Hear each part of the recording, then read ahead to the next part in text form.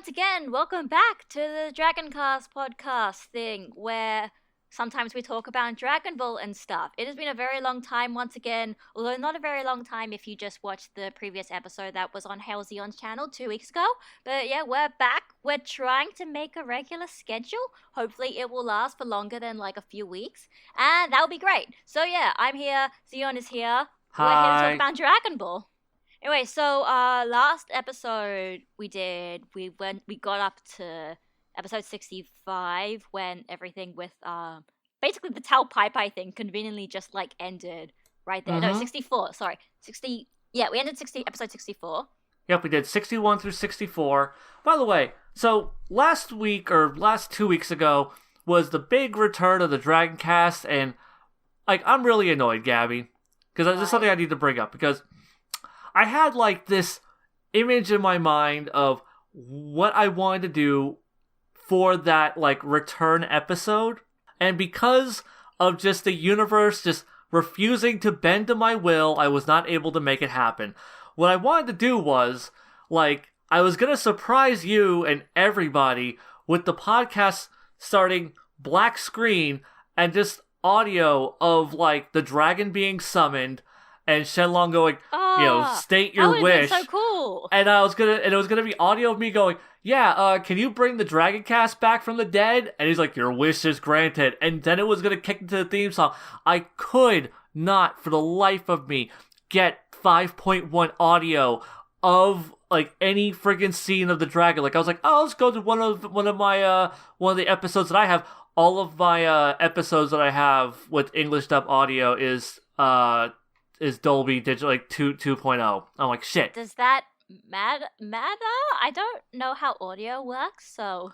Oh, well, if it's a 5.1 track, I can, like, cut the background music and the audio. I do know about this. I remember Tyson did a video about this once. That's how I know about this. Yeah, right. So that makes it a lot, like... So what I could have done was just removed any audio of other characters talking and just have the dragon... have the background music and have me, but it wouldn't work. Like I went and like ripped one of my Orange Brick DVDs, like from when they brought Goku back in the Saiyan arc, and I'm like, okay, I'm gonna get this audio, and I converted it from an MKV to an MP4 or whatever, and. Yeah.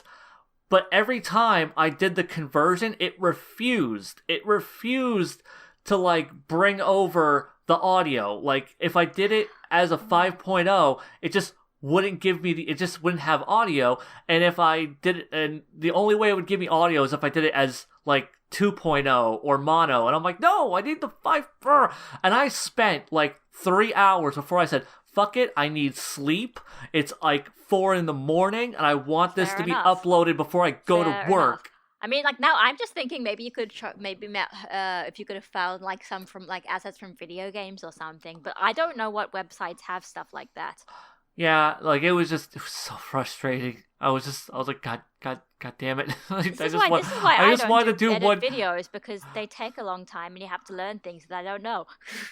Yeah, see, the thing is, though, like, in my head, I'm like, okay, this is going to be super simple. It's going to be really, really easy. It's going to add, like, 30 minutes tops to this whole editing process of me just getting the audio, slapping it in there, recording some stuff for me to say, and then just putting it at the front of the podcast, and it was going to be funny, and you would have gotten a kick out of it, and it would have surprised you, and it would have been cool. But no, the universe just refuses to let me be cool. It's like being in high school again. God damn it. Okay, now that I got that out of my system, let's talk about Dragon Ball. Woo! Dragon Ball. Yeah. So the last few episodes it's like it's not even really trying to, obviously, but this 4-episode interval thing makes us always end at such a convenient place. It really has. Yeah, like we enter episode 64 where it's just like, he beats Tao, gets the Dragon Balls and whatever, and then he's like, okay, now I'm gonna go to the Red Ribbon Army headquarters and find the last Dragon Balls that are there. And then this episode, like these 4 episodes, they end with Goku being like, okay, I've done that and I've got the Dragon Balls. Now we're gonna go somewhere next. It's like, it worked so well, and I don't think they're trying, but it's very convenient. It makes things very satisfying as opposed to just like, stopping in the middle of a little like mini story arc thing. Yeah, no, it has been working out fairly well because I think like even what was it like the very first arc. I think no, like the tournament arc. I think when we got to the end of that, that just ended right at the end of an episode, and yeah, these have been panning out fairly well because, like I said, we ended at Tau Pai Pai. Here we kind of ended at the end of the Red Ribbon Army. Before we ended on a good cliffhanger, and then right before that we ended with General Blue. So yeah, it's rounding out nicely. So we started episode 65, which is like surprising. Okay. Like if you really think about it, on the one hand, it's got some really cool stuff, but on the other hand, it's actually kind of, if you really think about it, not much really happens. Yeah, no, like it is like my notes on this are super sparse.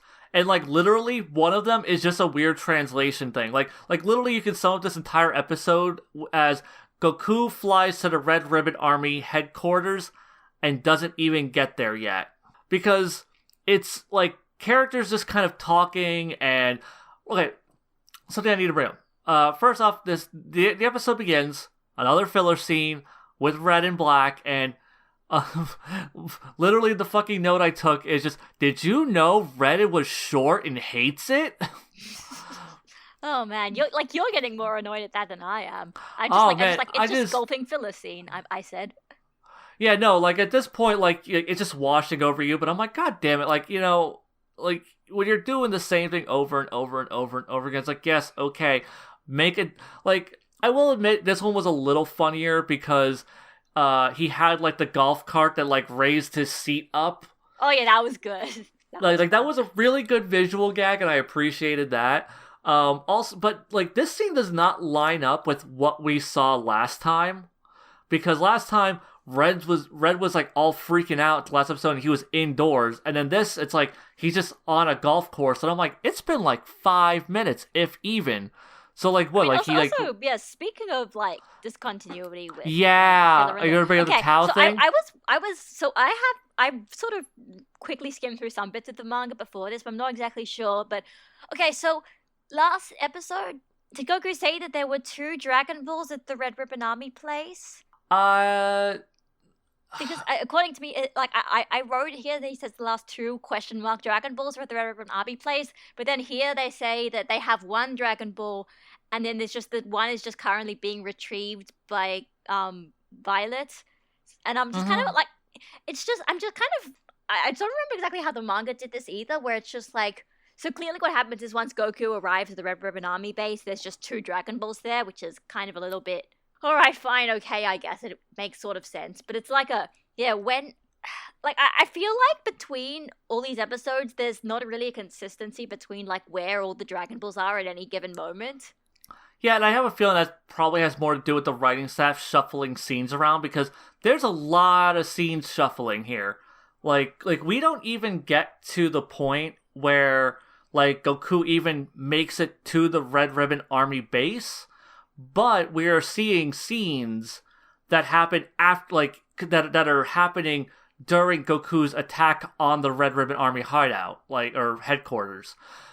So yeah, like a lot of stuff gets shuffled around, and I'm assuming that might have caused some weird discontinuity.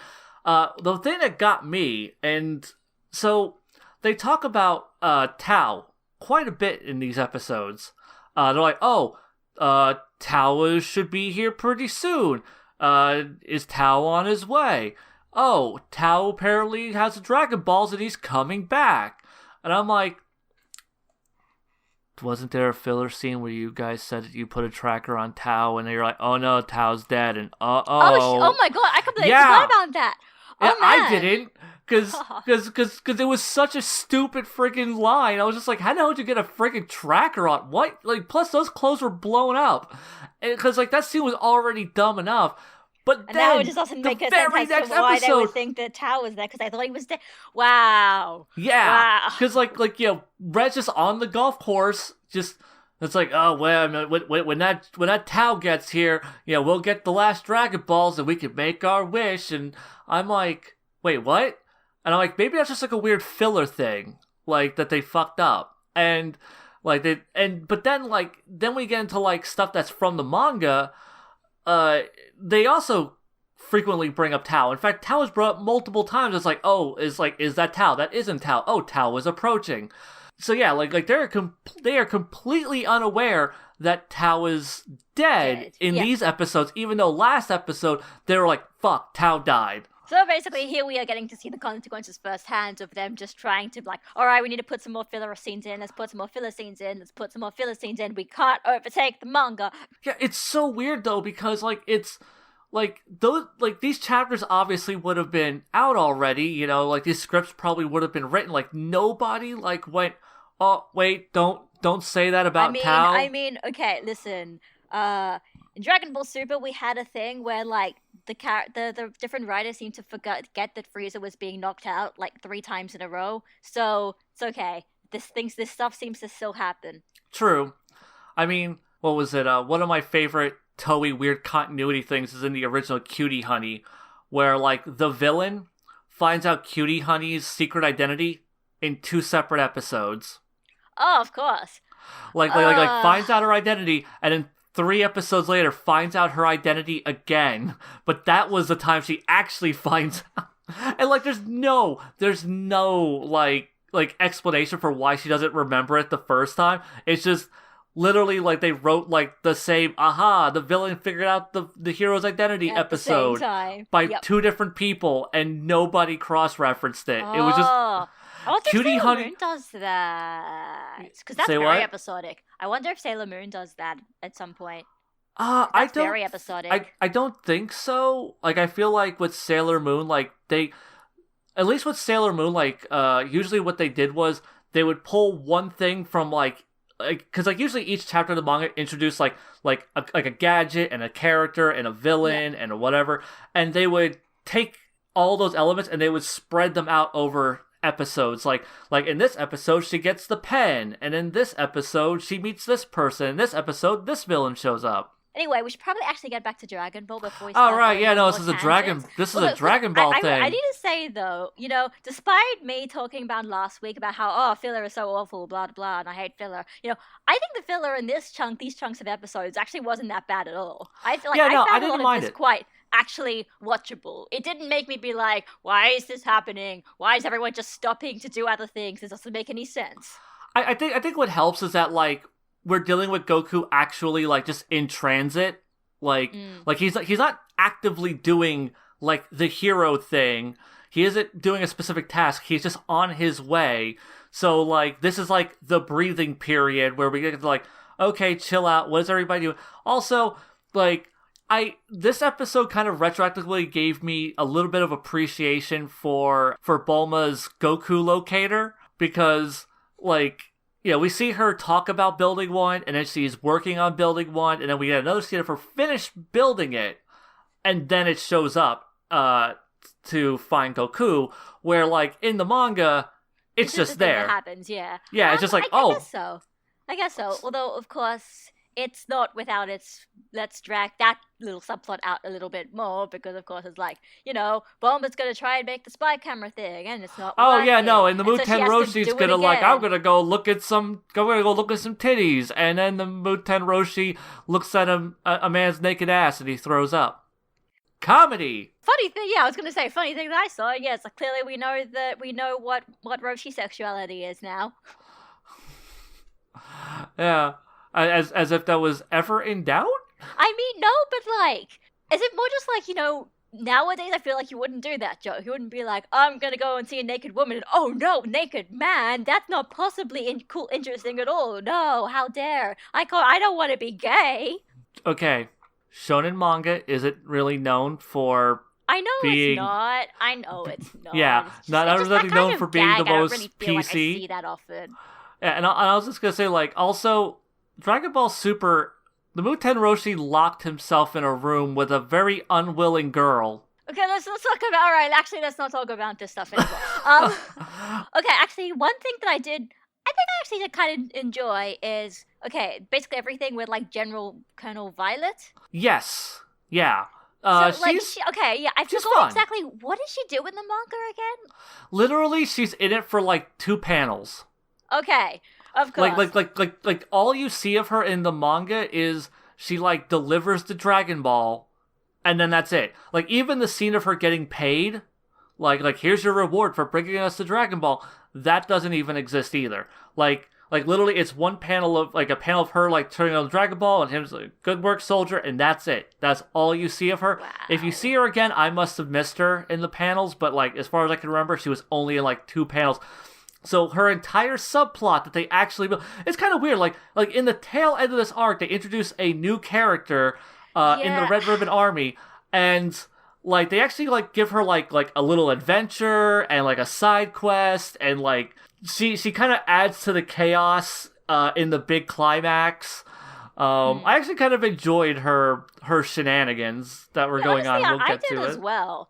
Honestly, the thing that I got from reading and watching these parts of the story is honestly, I feel like even in the manga, it kind of feels like maybe he was in a bit of a Toriyama just kind of wanted to wrap a lot of this stuff up, because it's like some of this stuff makes it seem like there's foreshadowing for things, and this is going to be a bigger deal, and if you introduce a new character, a new named character, they're like, does that mean that they're going to be the new next bad guy? Especially the way that the anime does it, where they actually they show kind of some quirks about Violet's personality and what she does and how competent she is and yada yada. So you think, oh, okay. So when Goku gets the Red Ribbon Army, he's going to have to fight Violet, and Violet's probably got some kind of gimmick to her as well. But no, that's not what happens. Violet is just there because... Yeah, I mean, yeah, no, she's just a member of the Red Ribbon Army, and she steals shit. Well, we'll get to that when we get to it, but Well, I mean, yeah, that's the thing. Like, she's, she cares about the money, basically, and it seems like she's in there for the money. And I mean, I have to say, also, good job after who knows how many chapters it's been. Like, is this the first female in the Red Ribbon Army that we have actually seen? Yeah. She's the only female member of the Red Ribbon Army, to my knowledge. Unless the animal people are women, but... Unless we count, Artificial Human 21. No, we cannot count... No, that does not count. I just say it. I mean, she is an official Toriyama design. Speaking of designs, Okay. like Violet in like she actually does have like an actual character design. Yeah, I know. I enjoy it. Like, I like the sort of short hair with those the kind of overly slanted eyes. Like, you don't really see Toriyama draw many women with those kinds of eyes. So I thought it was quite unique. Yeah, no, like she has like a very standout-ish design. Like, hell, I would say she's more designed than, like, Colonel Silver. Oh, she is. And white. Yeah, or and arguably or even white, blue. yeah. Like white and... Yeah, I would say, like, her and blue are, like, on the same level. But yeah, like, she has, like, a really cool design. So it's kind of interesting that, like, as far as the manga goes, she's there for a page. So she's there for a page to hand off a Dragon Ball, and that's it. And so then the anime staff went, that's a really cool character design. Let's not let that go to waste. And they just gave her like a little adventure, and they gave her a personality and like her Something own to personal do desire. during the, Yeah, whole Goku storms the base thing. yeah, no, it's great stuff. I mean, obviously the issue is because they couldn't really make Goku actually meet her because he doesn't meet her in the manga. So it kind of makes a lot of her stuff basically just subplots. But it does. It's still disappointing that, they introduced this character and then she basically has nothing to do with the main plot, but it's a bit more interesting than it was in the manga, where it's just this character design that's just there for a page because of a character design. Right. By the way, so an interesting little translation note. So after Violet brings her Dragon Ball, Red is just like, give that radar to General Kappa. Yep. And I was just like, that's weird. So I flipped to the right page of the manga, and I'm like, Copper. He's General Copper. Oh. God damn it. Clyde, you did a goof. Damn it. Yeah. I mean, like, I've seen far worse translation things like that in, like, professionally released products, but still, that one was It's like Dragon Ball. All of the translators are boys. They can't make mistakes, right? oh man, like, you want to talk about like bad translations? No, I mean, I don't. But oh, I was just gonna talk about it's like not that I don't. It's just more like we could spend another 15 minutes talking about it. oh no, it was just one of those things where there was a manga that I used to read called Zetsubo Sensei, I and think it was you know what? I think you have actually talked to me about this, and I think you have actually talked about this to me in this very podcast. oh, okay. Well, damn it. If I anyhow, for those who don't remember, basically they literally like a guy referenced Vegeta and they spelled it Vegeta. That is the level of translation this was. It was really bad. This was an officially published thing. Wow. It was that and like the Geon forces. What the hell's the Geon? The enemy faction in Mobile Suit Gundam. Oh right, yep. Zeon, The Zeon? right? Yep. God yeah, I damn- get it. I know Gundam. No, I don't, but I know that because of your name. Yeah. Yay. That's okay. Most people still don't know what the hell it's a reference to, even though I've mentioned it multiple times. That's right. They'll be so like, yeah. what? A reference to something that isn't Dragon Ball. There are anime that aren't Dragon Ball? Yeah, basically. Anyway, what else happens in this episode? What do I Bulma, and a weird kind of a scene that feels like it's filler, but it's not, because it happens too quick to really be filler. It's the only thing that keeps it from feeling like filler, but, Bulma's just like, wait, you don't have a phone on this island? Well, fuck, I'll just build one. And she builds a fucking satellite phone to call Yamcha and be like, hey, we need to go, like, Goku's on his way to the Red Ribbon Army headquarters. We need you to, come with us to fight him. It was just such a weird scene, like, just of her taking the time to build a phone. I just thought that was weird. I also love the fact that, obviously this is the time before mobile phones were a thing, so obviously they're not going to be in Dragon Ball either. Right. Because, if this happened nowadays, Roma would just be like, fine, I'll get out my cell phone that I carry with me in my nondescript pockets. Gabby, look, I understand that Dragon Ball's a fantasy series, but women's pants with pockets, get real. I mean, I don't even know why Bulma's still sitting around there. I guess now we know why, because she's there in that scene. I don't know what Bulma's doing. Does she have school? Does she have anything else to do? Why is she hanging out with the pervert and somebody who is right now a violent criminal? That being said, okay, actually one thing I kind of really liked, even though this kind of always comes out of nowhere, is, so like, when, like, Bulma is, the spy camera thing doesn't work and she's trying to, like, get a new one, and, like, Evil Lunch is just sort of sitting there helping her, and is, like, totally chill about this, and it's kind of like, this is the part where it's sort of like Toriyama seems to be just enjoying just having Lunch be around Evil Persona just because, like, she's more interesting. Yeah, no, like, he's just like, yeah, I'm just gonna, he tones down her crazy violent aspects and makes her just kind of a spunky psychopath, I guess. Basically, yeah. I mean, she's just a criminal, and she's just like, I mean, this is sort of in some of the next episodes, but like, they have scenes where they're sort of like, like Evil Lunch is just kind of like, man, I can't wait to beat up these Red Ribbon Army guys, and it's like, I am actually so upset that we never get to see that. Like, could you imagine if these characters actually had arrived at the Red Ribbon Army base and actually were helping Goku? Oh man, trust me, like I remember the first time I watched this, I was like, you mean they don't get to fight at all? Also, yeah. Other random, basically like fan fiction thing that I was thinking of, and I'm like, the way that Lunch sort of just talks about the Red Ribbon Army, like how cool would it have been if Lunch was technically part of the Red Ribbon Army, but she just doesn't know because like she's in her other personality a lot of the time. Man, like where was that in like the movie adaptations? I know, but because like it makes sense, right? If she's a criminal, she'd totally be part of a criminal organization, or at the very least, like she'd be totally okay to being like always wanting to betray her criminal organization because she feels like it. Like that would have been so fun. I wanted to. Why did we never get to see Lunch fight? Come on, that's so stupid. I know. Oh, so because this episode didn't have like an action set piece, they kind of just made up some action set pieces for the sake of filler.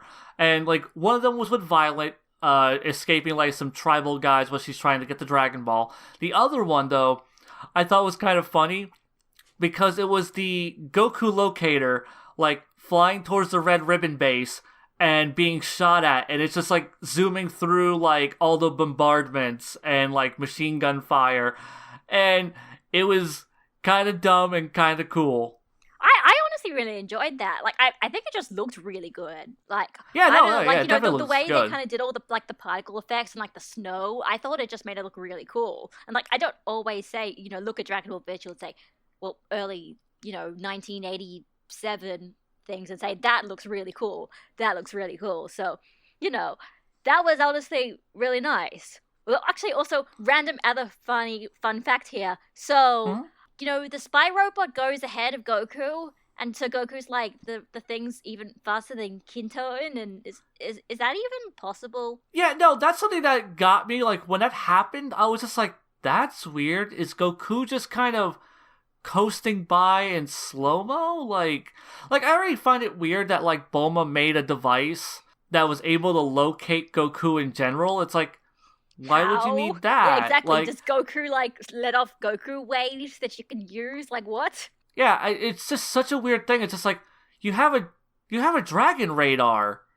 Just use the dragon radar. Although, Like, actually, I don't know. I think there was one point, there was one bit where it looked like maybe the dragon radar was built into that device, maybe? But, like, they didn't specifically say that. Like you don't need to, like, make a flying robot if you just want to find out where Goku is and where he's going. Just click, click. Oh, Goku is 27 miles that way. And, oh god, he's heading towards the Red Ribbon Army base. Well, shit. I feel like that would have just made more sense. I don't know why they felt the need to have, like, the locator robot. I guess maybe it's just because you can't assume that they know that Goku has those Dragon Balls. Maybe. Yeah. Also, the spy robot was destroyed on Red Ribbon territory. So that still holds up to my theory that Dr. Gero found the parts and built his own Goku spy robots to spy on Goku and friends. That is the best headcanon that we have right now. It's the best. It is the best headcanon. Totally. I mean, like, honestly, as far as Dragon Ball headcanons go, I think it's the best one that I've heard. Because everyone's... Okay, like, the rest of the fandom just makes really bad headcanons. At least ours was fun. And actually makes a little bit of sense. A little bit of sense. I mean, I'm still now sticking by the fact that Lunch was a part of the Red Ribbon Army. I don't even care if it makes no sense. I just want that because that's fun. And it actually, like, seeing evil Lunch in this episode just kind of just talking to everyone and not just like shooting them all the time. Like, it was fun. It made me actually enjoy Lunch. Like, what the hell? Lunch was good. Like, this episode was fairly good. Like, anyway, there's not a whole lot happens. Do you want to talk about the ending? Want to talk about? Yeah, I was waiting for it. I was waiting for you to, like, get everything out of your system because I want to dedicate a little bit of time to this ending. Of the episode, so you kind of can't talk about it until the end. Mm-hmm. So yeah, we got another insert song. Yeah, and honestly, I have been waiting for us to get to this song for so long because I've been really hesitant to talk about, like, what my favorite Dragon Ball insert song was because I remembered really loving this one. I couldn't ever, like, because I was just like, I really loved the one from the 21st Tenkaichi Budokai, but I could have sworn that second Red Ribbon theme song was really awesome. But I couldn't remember it. All I remembered was thinking that it was awesome. So, like, I was waiting for us to get to this point, and then it finally kicks in, and yeah, no, that song rocks, it rules, and I think it's my favorite Dragon Ball insert song. I thought it was pretty good, although I also feel like I was a bit annoyed in that some of it was basically just it was playing basically over a clip show as opposed to, like, any sort of new animation, which was, so that kind of, I don't know, it, like, that upset me a little bit, but, I think the song was good. I liked the part where they're going, like, like, red ribbon, ribbon, ribbon, and then, like, it shows the, like, red ribbon logo on, like, the airplanes and stuff. I thought that was a very smart, like, a clever use of the song, kind of making it look like it's like an AMV or something. Yeah, no, it's great. Like, I actually kind of liked the clip show visuals, only because this is Goku now on his way. Like, this is what the entire arc was building up to, was the big climactic showdown. So it's like, yeah, like, we'll show Goku, like, on, like, the adventure that he has been on up until this point, all the friends that he made that he'll never actually talk to again, but we don't know that yet, and just all the guys he fought, and just all the cool shit he's done up until this point. And so, like, I super dug all of that, and, like, even though it's a bit of a clip show, like, I thought it was just fun, and, like I said, the song ruled, and just, like, I always love just the heroic coming to save the day moment, and, like, just, And then Goku gets a theme song for it about kicking the shit out of the Red Ribbon Army. It's good. Yeah, it's really it's like, in all honesty, I think this moment kind of is basically one of the most iconic moments of basically this entire arc. Like I feel like in terms of things that people not necessarily that they remember, but things that people associate with the Red Ribbon Army. I feel like a lot of that kind of like Goku on Kinton ready to fly to the Red Ribbon Army base and kick their asses. I feel like that is basically like one of the iconic moments of this arc.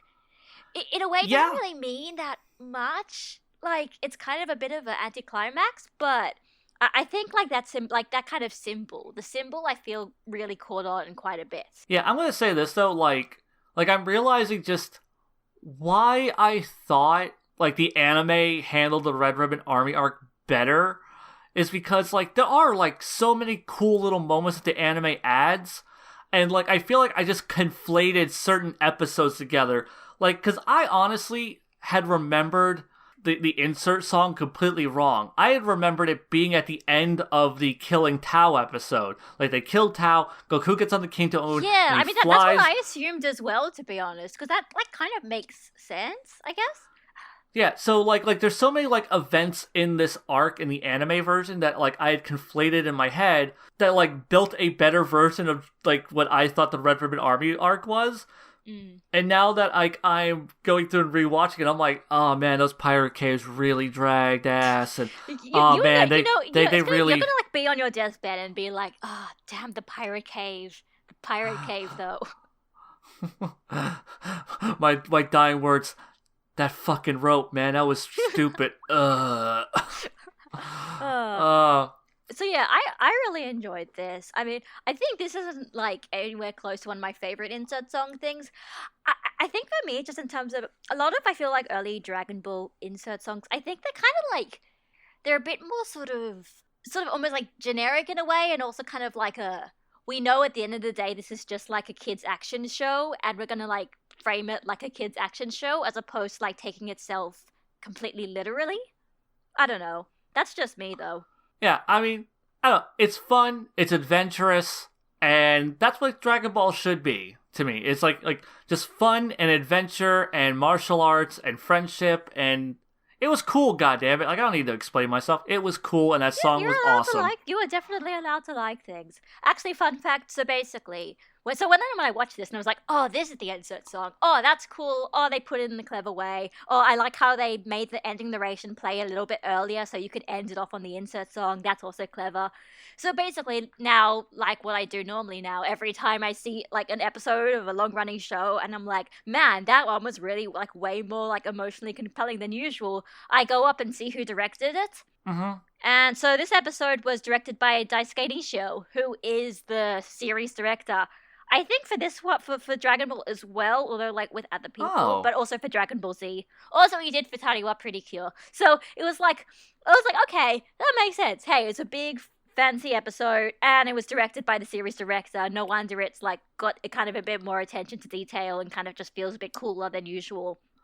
Which is so weird to think about an episode that was like 80% filler. I mean, like I said, but it's because, like, even in this show is the series director, I think he still is in a kind of a more of a kind of regular schedule thing. Like, he'll pop in, like, for example, he also did episode 60, episode 58. So, he's still at that kind of, like, on the rotation kind of thing, but he's also the series director. So that's cool. Yeah, definitely. And, so, okay, this brings us to episode 66. And this episode, like, pretty much begins with Bulma and Oolong just being like, why the fuck are we here? And then Yamcha gives like the dumbest fucking reason. It's just like, it's not dumb. Come on, this one's cute, isn't it?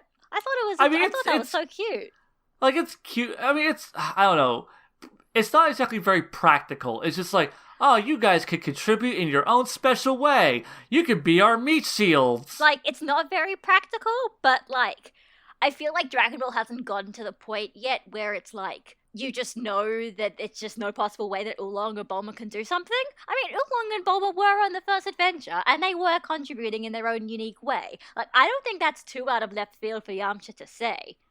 I think what bothers me is that, like, they're talking about, like, a threatening situation that, like, guys, we need to help Goku. Goku's gonna fucking die. There's no way Goku, like, even the mighty Goku cannot fight these fuckers. We need to try and save him, hopefully. We're probably all gonna die, too. Come on, Meat Shields, you're coming, too. Like, that is the feeling I get from... Like, Bulma's, like, initial adventure was never meant to turn into anything big and scary. It just turned into that by happenstance. I mean, I guess I never really saw it where it was like, they saw it as like a definitely, totally suicide mission. I thought it was just like we don't know how we're going to win, but we think if we work together, we'll be able to think of something. And something is better than nothing at all and just letting Goku die. So that's how I saw it. And, like, that's how I thought it was. Because it kind of made me think of a sort of, like, a sort of movie format where if you did that, then yeah, you would totally have something that Bulma and Oolong and Puar would be able to do, because you have that kind of, like, niche thing where just everybody gets a reason to be there. Honestly, like, I feel like because, Bulma ends up pulling this card much later in the series, of her just going, I want to be involved in the adventure too. Like, where...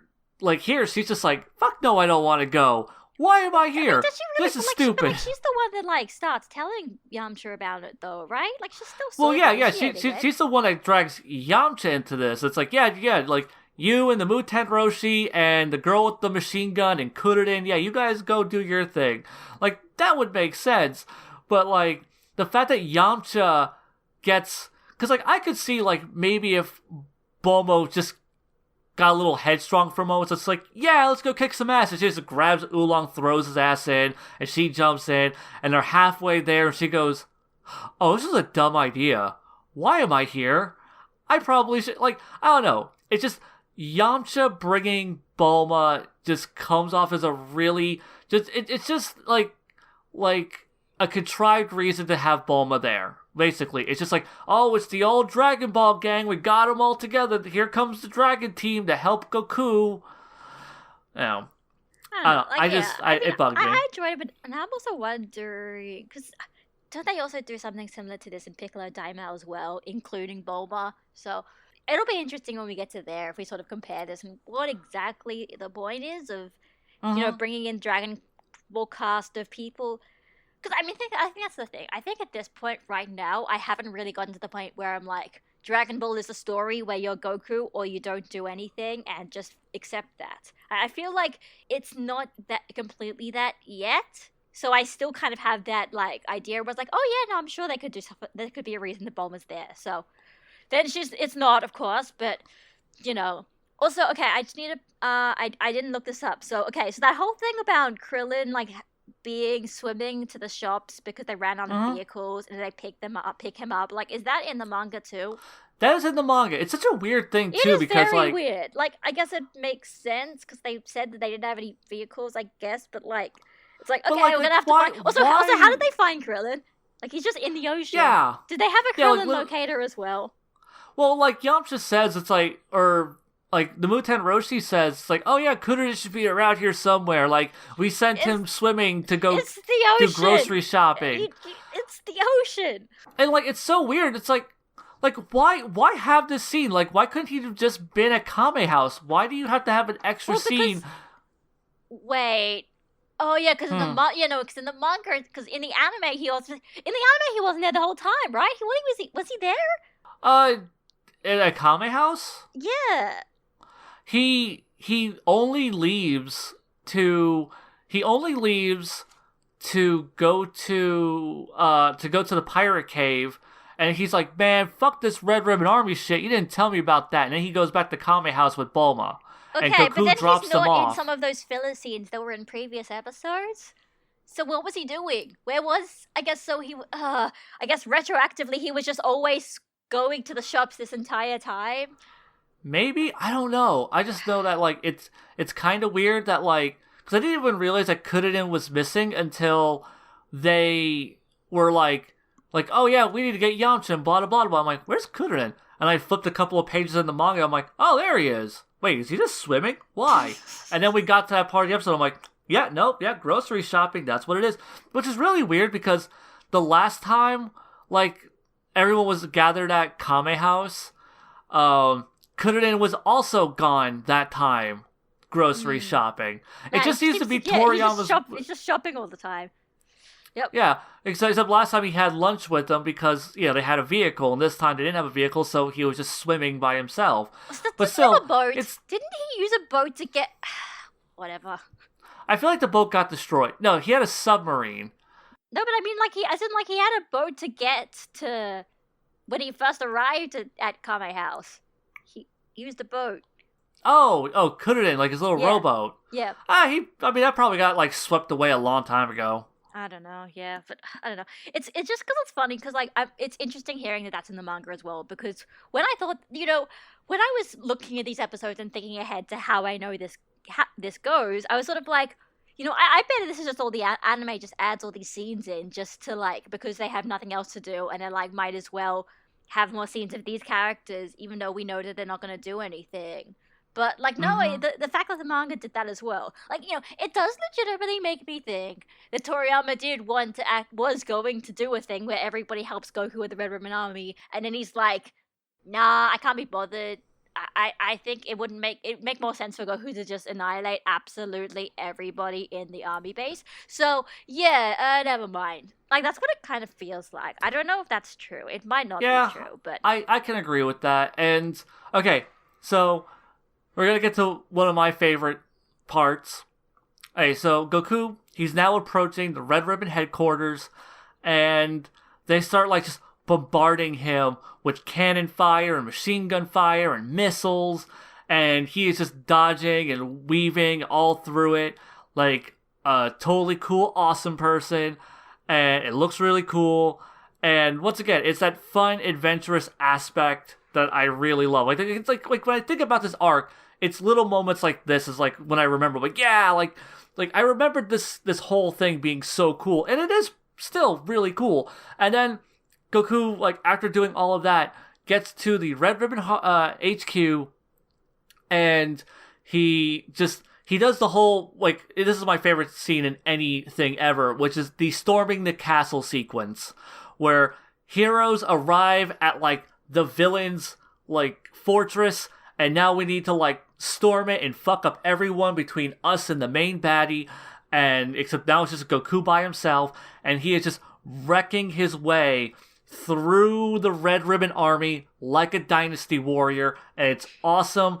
And that just reminded me, the fact that we don't have a Dragon Ball Dynasty Warriors game is some bullshit. Actually, yeah, I'm surprised they never did that. But I don't know, they're too busy retelling relative to all. But no, they have One Piece. They did a One Piece. Yeah, One Piece has it. Fist of North Star has it. They should probably Berserk do Dragon Ball has then. one. Yes, probably. I don't know. Maybe they just think all the characters are too similar in terms of what they fight with, and they don't really have weapons. So, but yeah, I don't know. Okay. I'll be honest.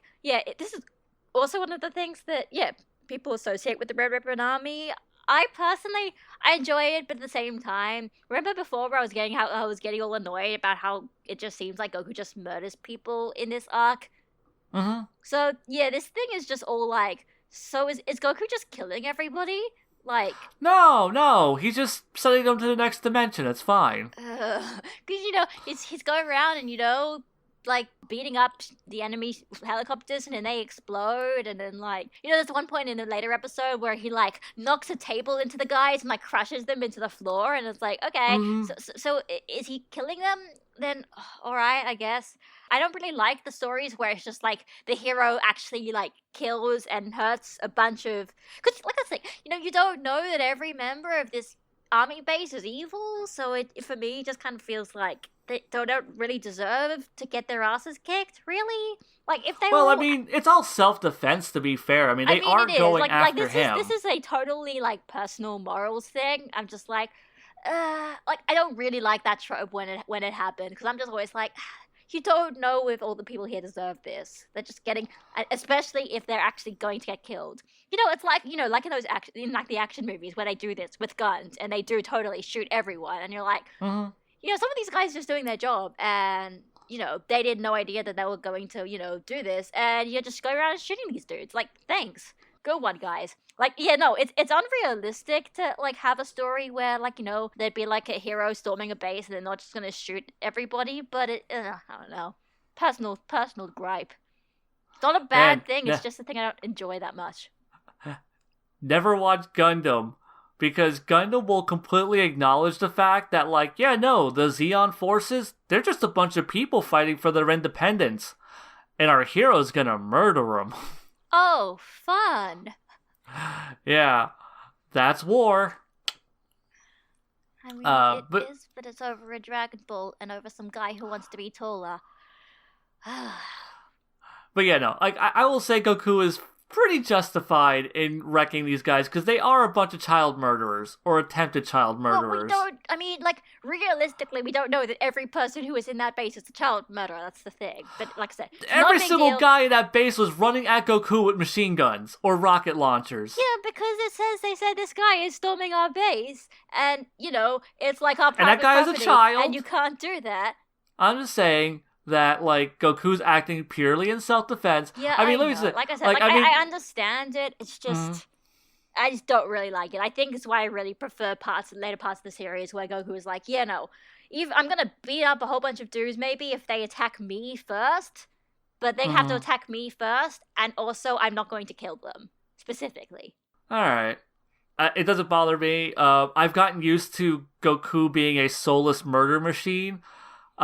I will get to the one act of murder Goku commits where I go, oh, that's just fucked up. That was uncalled for, and we all know what it is. Yeah, we're gonna wait till we get there. So yeah, we got some more subplot stuff.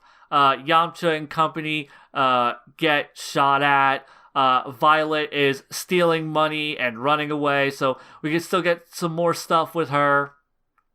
Goku kicks some more ass. It's a lot of Goku kicking ass. Yeah, no, this entire like half this episode is just, and then could this be described as, and then Goku wrecks some motherfuckers, because he just wrecks a lot of motherfuckers. And then some guys try to shoot Goku, and it doesn't work again, because every person has to be re-educated the fact that Goku is immune to bullets. Yeah, which by the way, let me just say that, like, Goku, like, took a sniper rifle round to the cheek. And, like, I mean, was his guard down? Like, yeah, what was his power level at this point? When I heard that part, when I saw that part, I was actually thinking of, like, how White said that he had, like, some kind of powered gun and actually made Goku, like, actually visibly, like, recoil from it. Although it didn't actually kill him, like, it actually got him a bit woozy from it. And I'm like, what happened to those guns?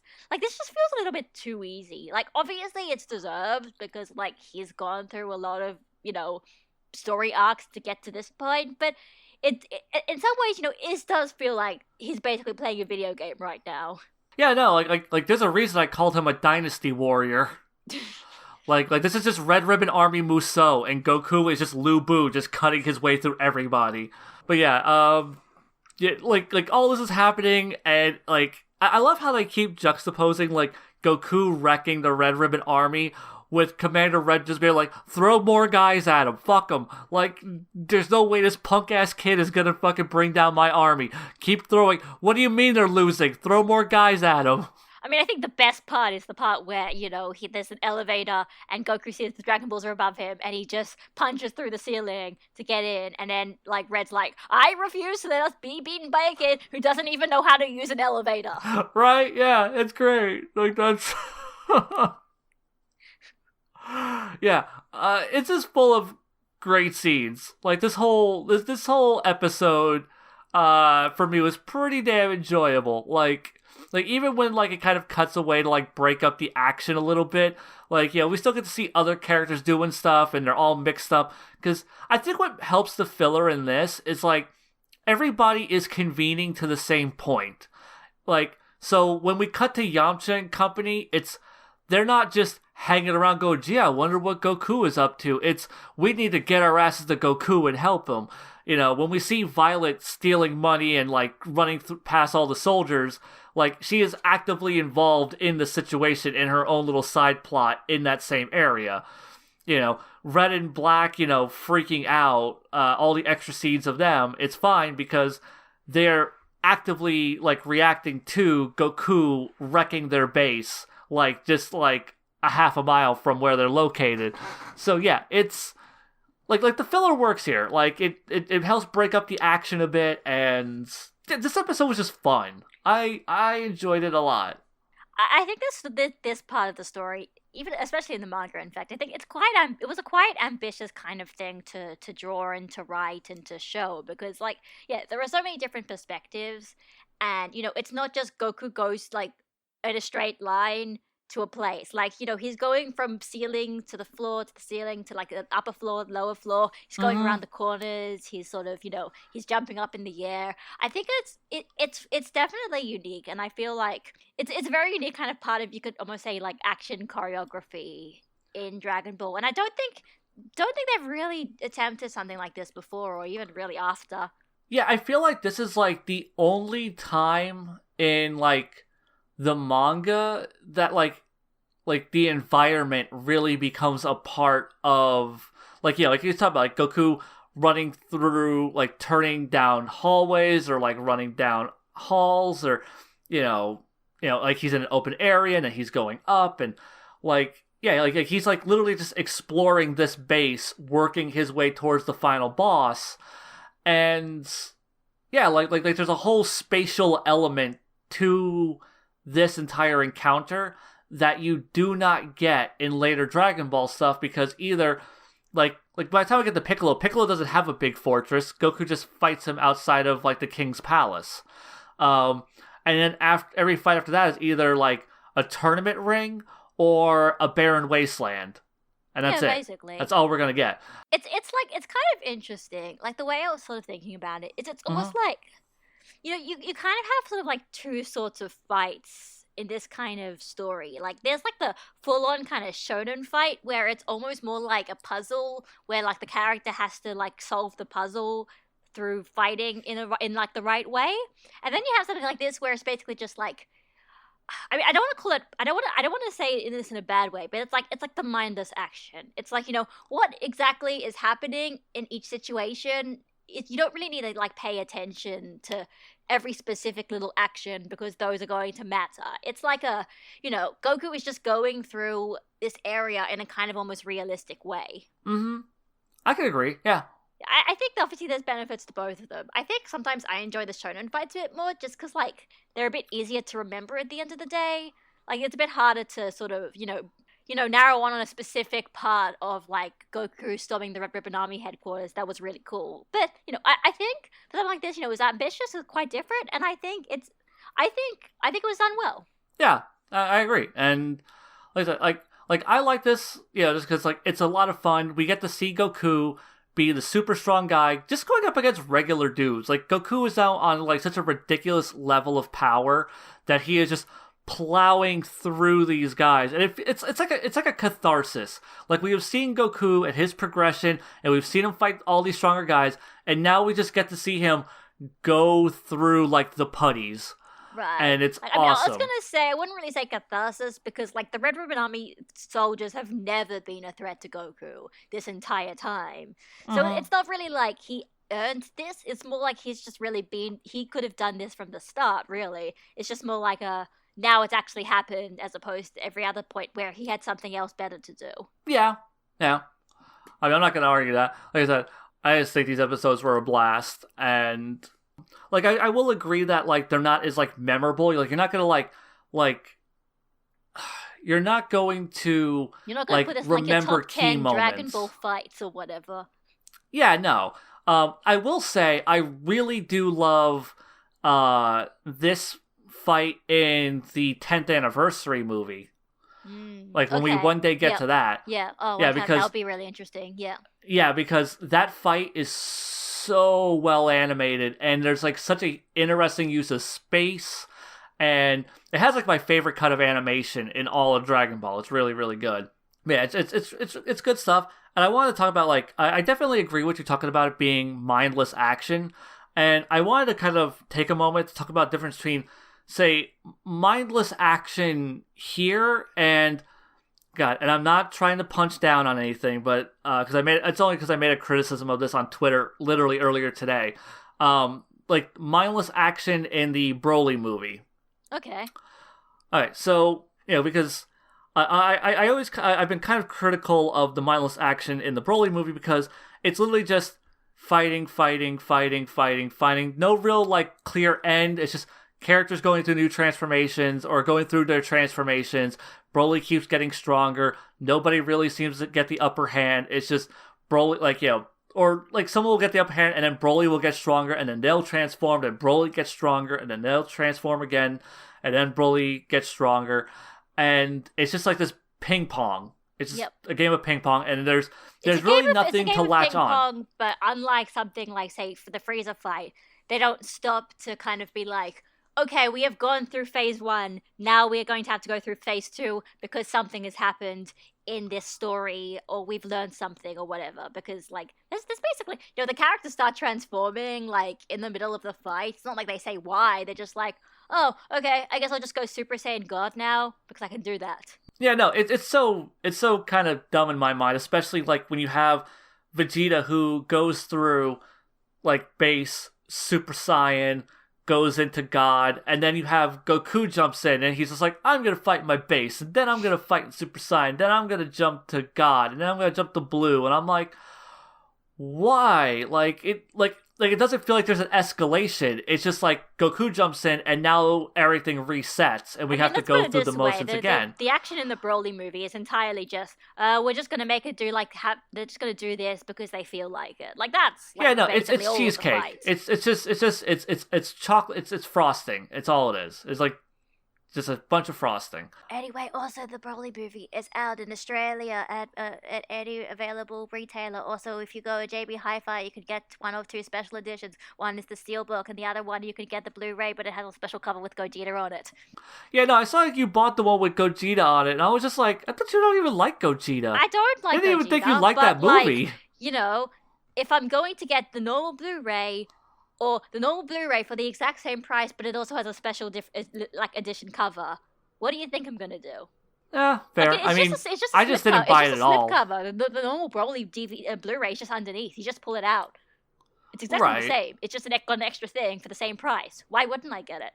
Does your normal editions not come with a slipcase with like the normal cover on it? Well, it's I don't think so. Like they're normally just the ones you just open up, right? And it's got a it's got a case, obviously. You open it up. But, like, this is, one of those, like, plastic cardboard-like things, Oh, okay. Like, it's such a normal thing for, like, here, where, like, any new release, like, every Blu-ray and every Blu-ray, DVDs don't have them anymore, but every Blu-ray has a slipcase. Really? Like, it's just, yeah, it's such a rarity. And I think, I know what you're talking about, too, because, like, I think, like, every time I've ever seen... back when, you would show, like your Blu-ray, things that you would buy, and I would see them, I'm like, oh, they don't have a slipcase. And, another Aussie, that we both know of, like, showing me his collection, and it's just like, oh, none of his stuff has slipcases. He even said, like, yeah, no, we don't have slipcases on ours. And I'm like, that's weird. Yeah, so the fact that it had a slipcase, and it was a slipcase that was a different actual design to the actual cover. So I was like, yeah, of course I'm gonna get it. Also, it's shiny. Yeah. So, going back to what I was saying though about the Broly movies, there's no sense of escalation and progression. It's just transformations, power up, and there really doesn't seem to be like a cap or to any of that, and there like any kind of rhyme or reason. Here, it is. You could say it's mindless action, but it's mindless action that is progressing towards a point. Yeah. It is like it feels like Goku is moving towards something. Things are in his way and he fights them. The actual details of the fights doesn't really matter, but he is actually moving forward. Yes. So you still get a sense of progression even though he's just kind of raffle stomping his way through all of these guys. Where with Broly it's just it's just transformations and fighting and transformations, but it's just a bunch of really pretty spectacle that doesn't mean anything. Where here, the mindless action serves a purpose and it's leading to an endpoint that you can see. It's a foreseeable endpoint, and like you have Goku having an end goal.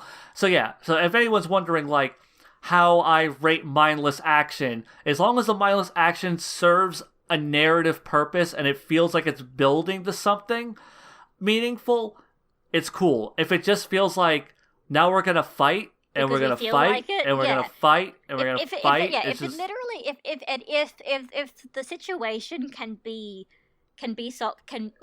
described as this character, the hero is doing this because they feel like it, then that is mindless because there is no reason. Like, Goku has to fight these Red Ribbon Army guys because they are blocking his way. Like, it's not just like he's taking a detour to beat up these guys because that's fun. Like, they are blocking the way. yeah. Yeah, like he's not like you know like a Red Ribbon Army soldier is running away and he just hunts him down like a dog. I wonder. Yeah, it's not like he would ever try and kill somebody who's trying to escape, right? No, that ain't Goku. That's he's a good boy. It's a good guy. Anyway, is that all? So we're gonna get to this episode 67. Goku is still wrecking shit. Yes, Goku is still wrecking shit. So here's an interesting little change between the anime and the manga. That Goku in the manga, like he gets, they fire a rocket launcher at him, and in the manga he just tanks it, and in the he's just like, it's like, hey, like, you jerks or whatever, and then like in the anime he actually jumps up and avoids it and comes back down. It's just like, hey, that almost hit me. Okay, that explains a bit more. That explains why they're so shocked that it doesn't seem to work on him if he actually tanks it. Yeah, well, I think it's just like, you know, they didn't expect him to dodge it. I mean, I think the reaction still works regardless, but I do think that it's just, like, it was just like a weird change that they made kind of arbitrarily. It's just like Goku either tanking a rocket or, because, like, I don't know why, like why they made that change. Yeah, that's a very weird change. It's not even like he gets that clothing damage from it that they want to avoid or anything, so I don't know. Yeah, no, it doesn't really aesthetically change anything. In fact, like, when Goku drops back down, like, his hair's all frizzy and, like, his like, you know, his gi is, like, a little dirty from, you know, from the explosion, still, regardless.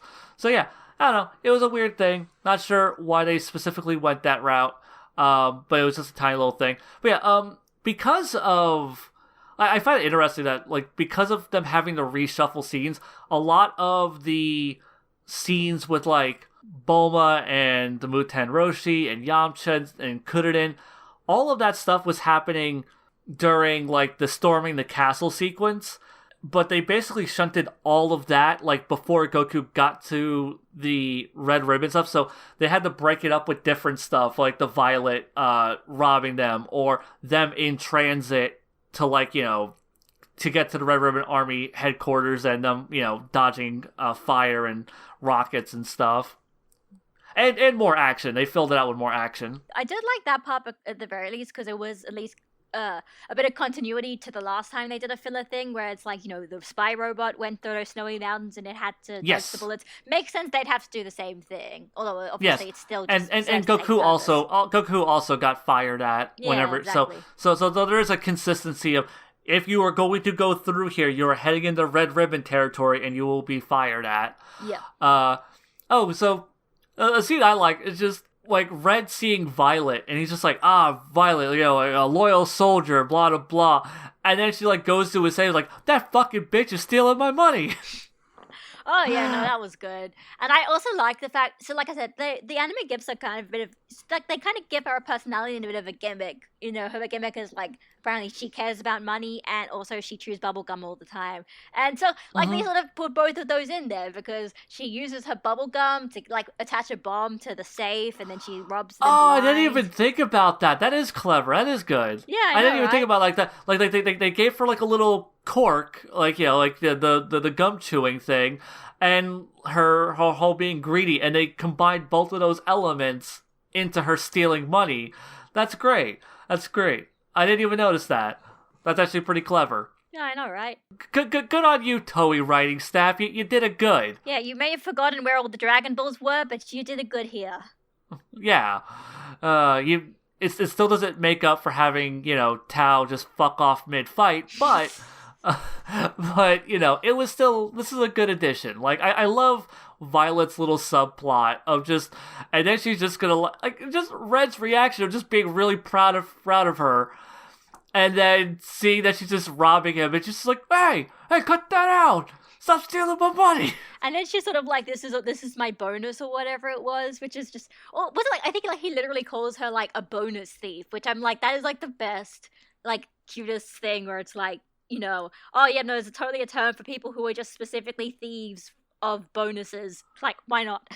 Oh man, so at this point, the Red Ribbon Army is just like, okay, fuck this Goku guy, I'm leaving. And they all just start retreating, and Red starts getting pissed. Fair enough. I mean, okay, obviously, it's a two thing, there's the one thing that Red is being completely unreasonable now, because, I mean, he can see that this kid can apparently dodge bullets and tank rocket launches, so, maybe you shouldn't keep trying to fight him, but at the same time, of course, it's like, yeah, I mean, if you had an army and your soldiers were just like, leaving and deserting, like, I'd be pissed off too.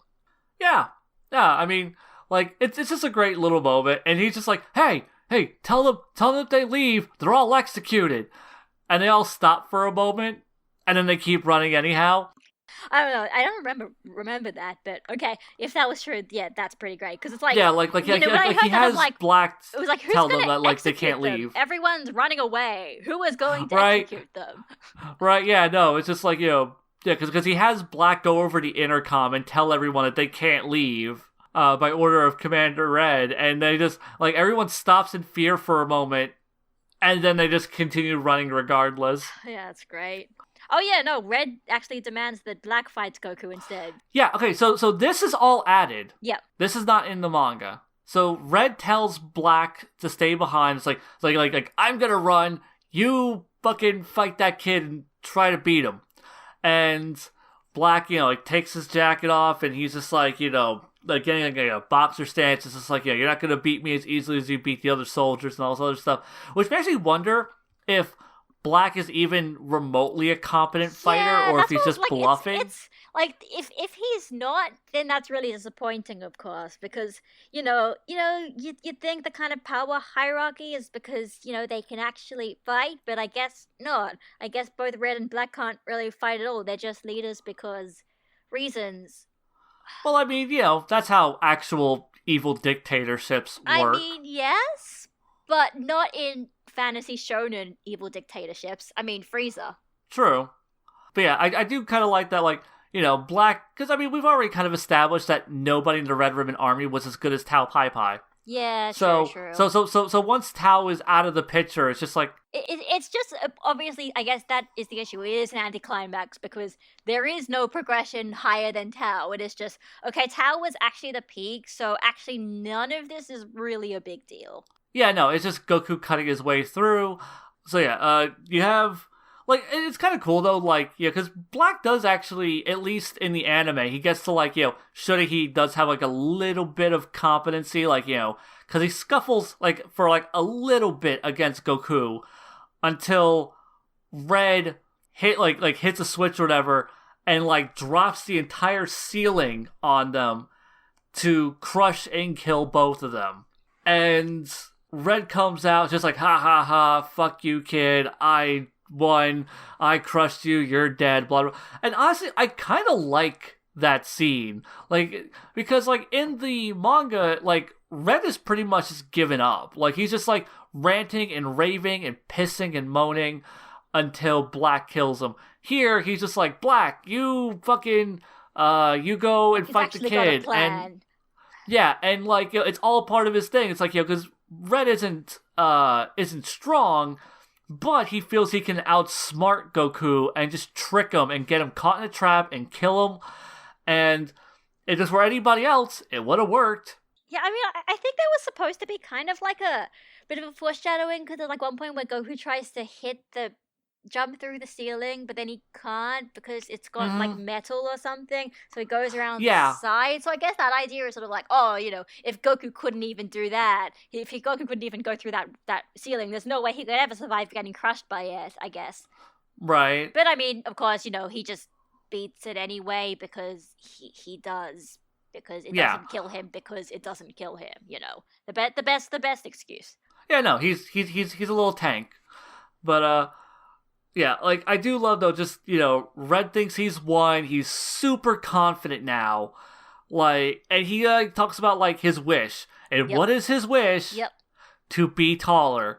And fucking Black is like hanging out the window. It's just like, that son of a bitch tried to kill me. And then he hears Red talking. He's just like, what? You want to be tall? It's like, you don't understand tall people like you and your tall privilege, and just going off on him. I mean, to be fair, he's also just like, I could rule the world. He's like, I thought we were going to use it to take over the world. It's like, I could have done that myself. I love that. Yeah, no, he's just like, I have a fucking army. I can take over the world if I want. I want to be tall. Like, that is honestly like a really good point that he makes. It's like, I control the most powerful army in the world. I don't need the Dragon Balls to take over the world. Are you fucking stupid? It's like, I mean, that is like a really good point that Red brings up. It's just like, like why the hell would I use the Dragon Balls to do a thing that I can do by myself?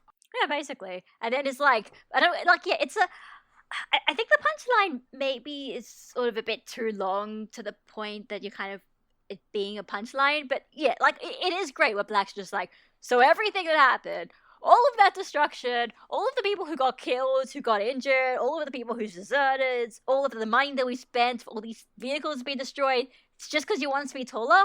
He's like, yes? It's yeah. Like, what? Why? How could you possibly, how could it possibly be worth that? It's like, you don't understand. When I was a child, I was bullied, and it was really embarrassing, and I want to get some hot girls. Yeah, no, like it's great. And the thing is, though, like, he goes on this really impassioned speech about the trials and tribulations of being a short guy, and it's great. Like, it's so great. And then it just abruptly, boom, Black shoots him in the head. Yeah, I mean, like, I'll be honest, I think this is a bit... Like, I can kind of get it, but it kind of feels like it comes a bit out of nowhere, especially in the manga. I guess it's just because it's like, I mean, Black didn't really do anything. Like, you don't really get the impression that it's like, Black is like just incredibly dedicated to the Red Ribbon Army cause, because it's more like he's just more like felt like he's been kind of almost Red's personal assistant, not necessarily that he has his own desires and he's really hurt that Red doesn't have those. I don't know. Like, maybe just because it's also quick as well. It's kind of like, oh, so I guess that happened. I'm kind of the different opinion, obviously, because of how I've been talking about it. But, yeah. I like how it comes out of nowhere, how it's just this abrupt, like, our villain is having his big impassioned speech about something really fucking trivial, and just Black, this guy who has been, like, the loyal assistant to the commander this entire time, and he finds out that everything, like literally all the people who have died, all of the resources that he has wasted in this like battle against this kid, everything that they have lost, like the Red Ribbon Army is now in shambles, all because he wants to be taller. Like, Black went from being like, like the assistant to the guy who ran the most powerful army in the world that was going to take over the world one day, and get to be the right-hand man of that person, to, like, being the right-hand man of some chuckle fuck who completely expended all of his resources,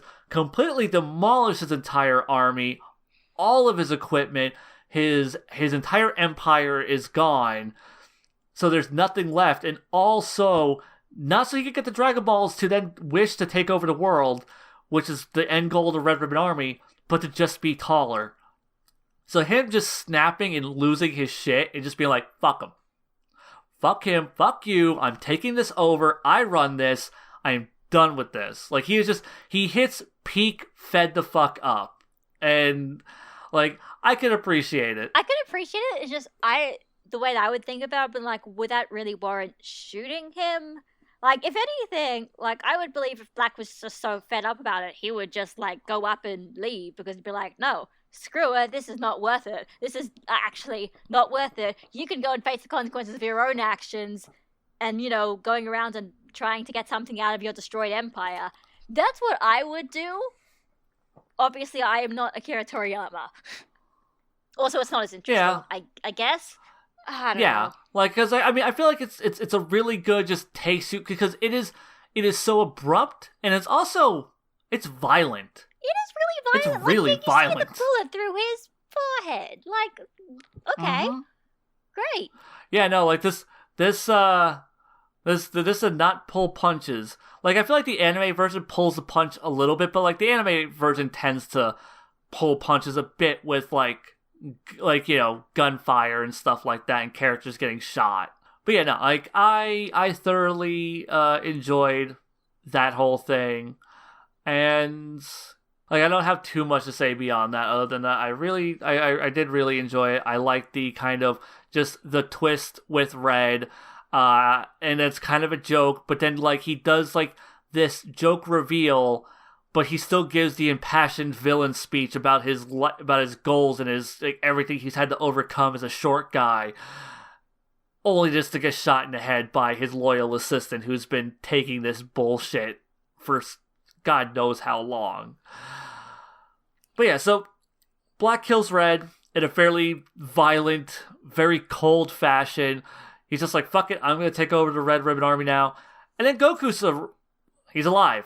Goku has revealed himself to still be alive. In the manga, all of the conversation between Black and Red happened before Goku even got there. And he shoots Red in the head, and then Goku arrives shortly after. And Black just like, it's cool, I killed him. Like, I'm now the leader of the Red Ribbon Army. How about we team up? Like, you're really strong. I got this army. We could take over the world. It'd be super easy. You could have money and girls. It'll be awesome. And Goku just, no. I don't want to be friends with bad people. Like, it's just, I love just how direct and upfront he is. Just like, I don't want to be friends with bad people. Yeah, it's very simple in terms of the morality. It's just like, oh yeah, Black's just evil and he wants to take over the world, I guess, not because he wants to be taller, so I guess he just wants to be evil for the sake of being evil, I guess. So it's kind of interesting that this Goku kind of, now that I'm thinking about it, is a bit of an inverse of what he will eventually grow into. Like, here we have a Goku who kills indiscriminately and refuses to ally himself with bad people. And later on, we will have a Goku who will spare the lives of the most heinous monsters in galactic history. But like, refuse to kill them. Yeah. Yeah, like he refused to kill them, evil people. and also befriend bad people. So like Goku is going to like have like a complete moral inverse at some point, and it's kind of weird. Like thinking about like where he is right now and how he's just gonna pull a complete 180 with villains and arcs coming after this. Well, I have to admit, one thing I did kind of enjoy. I think it might just be in the anime only, and Goku's just like, all right, just go to those like police people and hand yourself in, right? And he's sort of like, yeah. That's what law enforcement's right?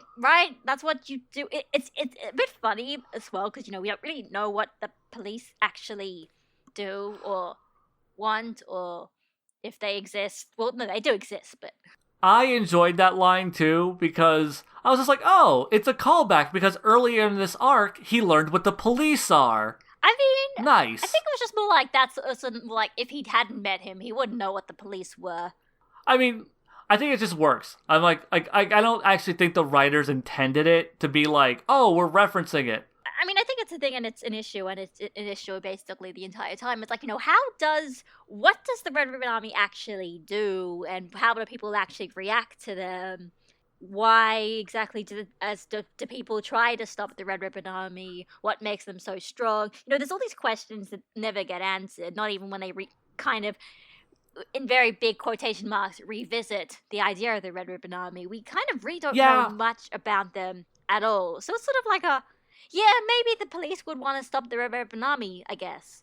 Although it does also raise further questions, but it's better than nothing, I guess. Yeah, no, like I agree with that, and it is like one of those little things that kind of bugs me too, because it's just like, okay, the Red Ribbon Army, they're clearly a privatized military, and they're clearly like some sort of terrorist organization, but they like they're not attached to any kind of nation. There's like a privatized military, and they just get to kind of do whatever the fuck they want, and nobody stops them no matter where they go. So it's weird, and I kind of do wonder like how they actually function in this universe. And because we know military exists, we will see the military like in future arcs. So like there is like an actual military in this world. But basically, Toriyama never really tries to retroactively put the Red Ribbon Army into some of that world building. Nope. Like, I just imagine that the king of the earth just didn't give enough of a shit. He just like, whatever. Like, you know, they're killing people in Jingle Village, and I'm racist against people from Jingle Village, so let them go. It'll be fine. But yeah, so then Goku totally beats up Black, but Black has a secret weapon of like a mech suit thing. Yes. It's called a battle jacket, which is I guess it can beat Goku, maybe? Or something? I mean, like, it's tough, and like gives him a little bit of a fight. Of course, it's a little bit, considering that this is essentially the Red Ribbon Army's final boss, it is pretty underwhelming in terms of just how much Goku has to try. Oh yeah, no, Goku, like, he put way more effort into fighting Tao, and I feel like this probably would have worked better like in the context of the manga, where you have all this build up for like Goku fighting Tao, and then you get like 4 chapters that like are much shorter than these episodes of that, and then Goku flies there, and then Goku wrecks everyone's shit, and then Goku's done.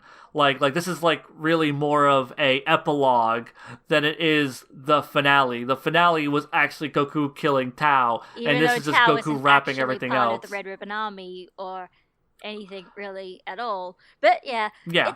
It's because it's weird, because I mean, the fact that they essentially give the boss kind of a second phase, inverted commas, you know, like it makes you think it's going to be a big deal, but like, first of all, it's not really very interesting. It's just another mech suit, like all the other robots or whatever. It shoots lasers, it shoots missiles. Nothing new about it.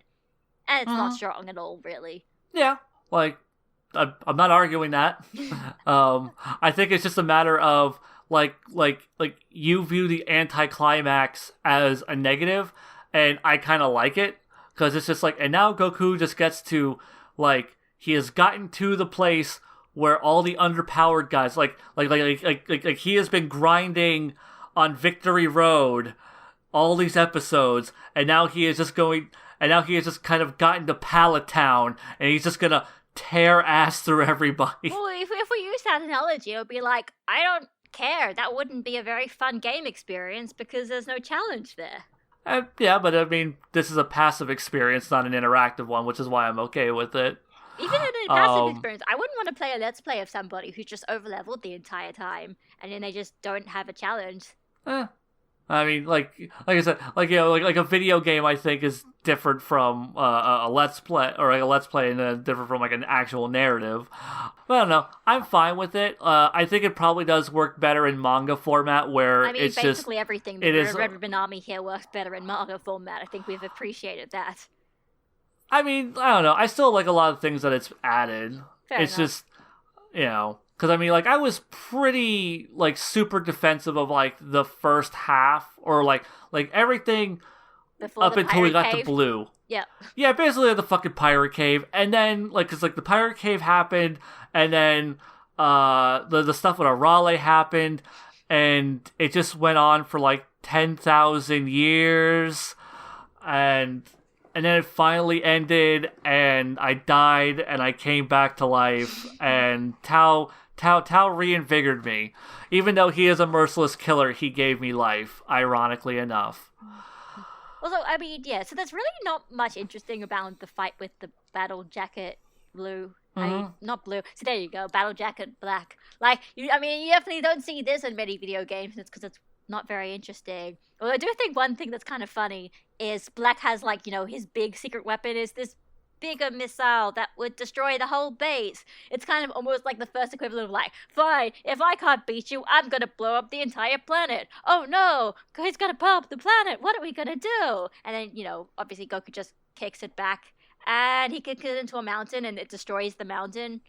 It's like the first. I feel like it's the first case of that trope because like the I'm not gonna be able to beat you, so I'm gonna destroy the planet trope happens quite a few times once they can start to do that. Yeah, no, you're not wrong. And it is very similar to that. Yeah. So we also get the last little bit of this is something that I kind of didn't like, is that we get one last scene of Violet, and it's just kind of like her and Team Yamcha are like intersecting, and they both detect each other. Yeah, no, that's what I'm saying. Yeah. Like it's bad. Like this is like the one Violet sequence I don't like, because they're like, oh no, there's someone coming our way, and Violet's like, oh no, there's someone coming my way, and then they're like both trying to like hide in the clouds, and they're trying to avoid each other. It doesn't lead to anything. That's the thing. Like they just pass each other, maybe hit each other a little bit, but neither plane is really damaged. So it's like they graze each other, and they're like, oh, ooh, man, that was really close, and that's it. That's all it was, and it doesn't lead to anything, and that's the last time you see Violet. Well, I mean, she was only there in a page in the manga, so.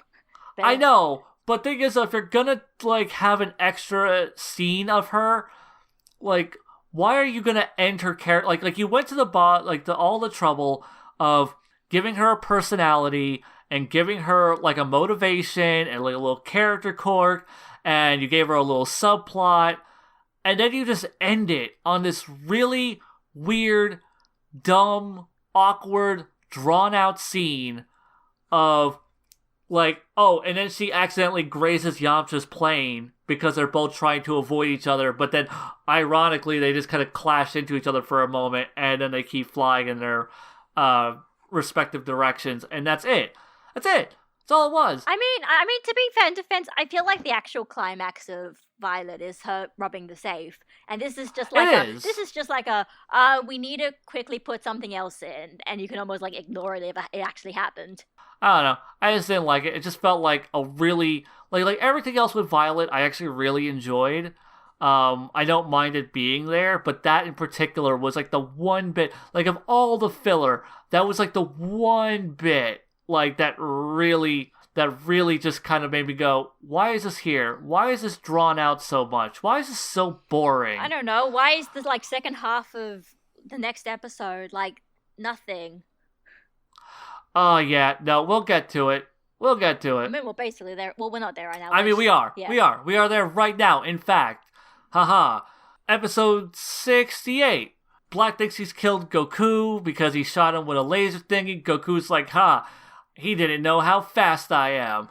And he, like, shows up and, like, friggin' Black, like, fires, like, a missile or whatever, and it misses him, and it blows up a mountain.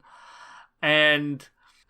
Alright, there is one scene I like where, like, Goku is on the battle jacket, like, on, like, the glass dome, and Black is just like, hey! And he goes to, like, punch Goku, and he shatters the glass dome and punches himself in the face. I mean, like, that definitely gave me video game vibes. Like, that is exactly how you would beat a boss in something like that. It is.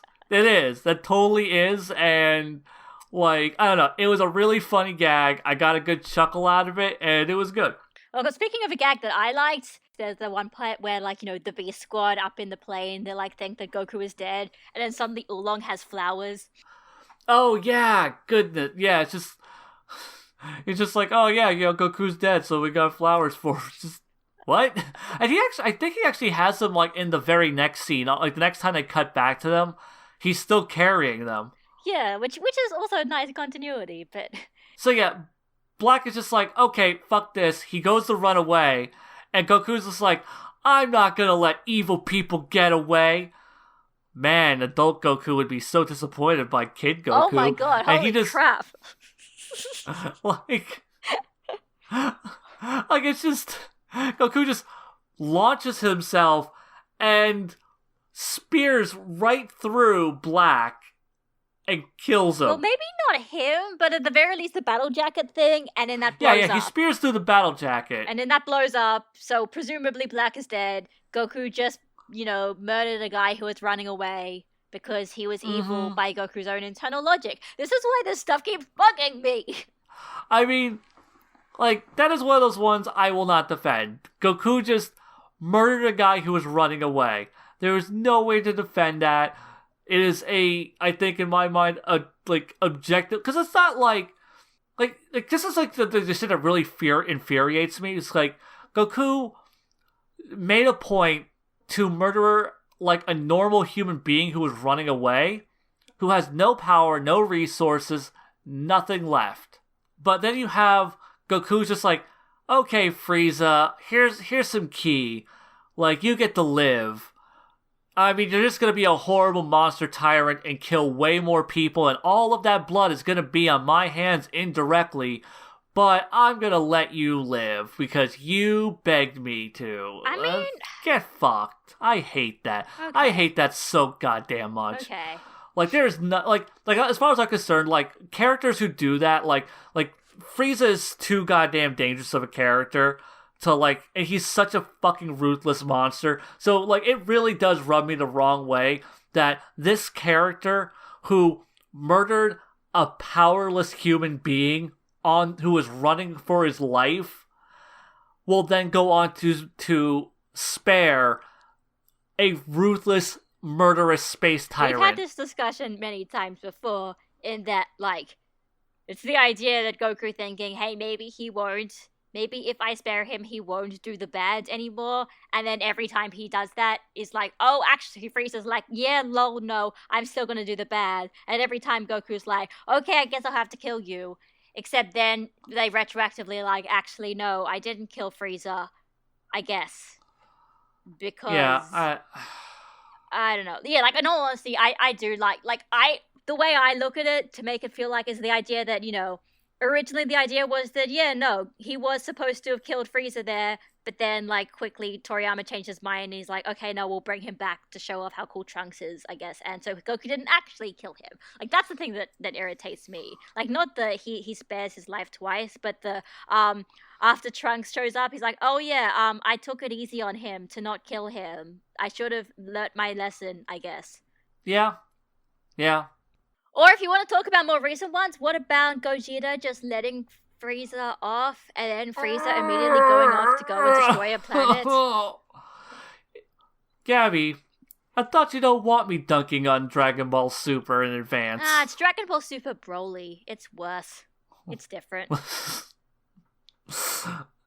Oh, man. Anyway, so yeah, Goku dumb. murders a dude, and once again, you know, celebrates his own murder of a defenseless human being by,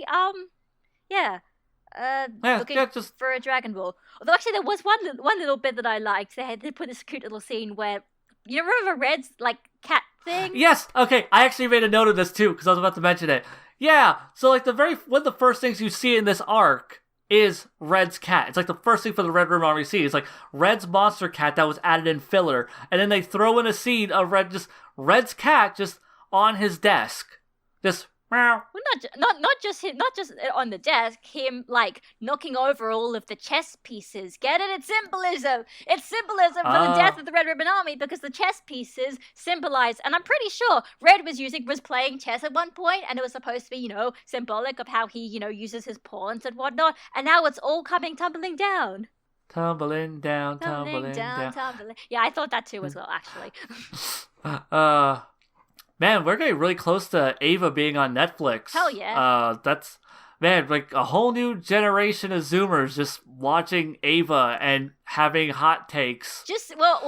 Everybody knows I had the best takes. My takes were the best ones, cause you did, because you appreciate art and you watched Ava, and like you're the first person I know who has just watched Ava and just got it. I mean, to be fair, you were watching it with a group of people, and you were watching like one episode at a time, and like stopping to take pictures.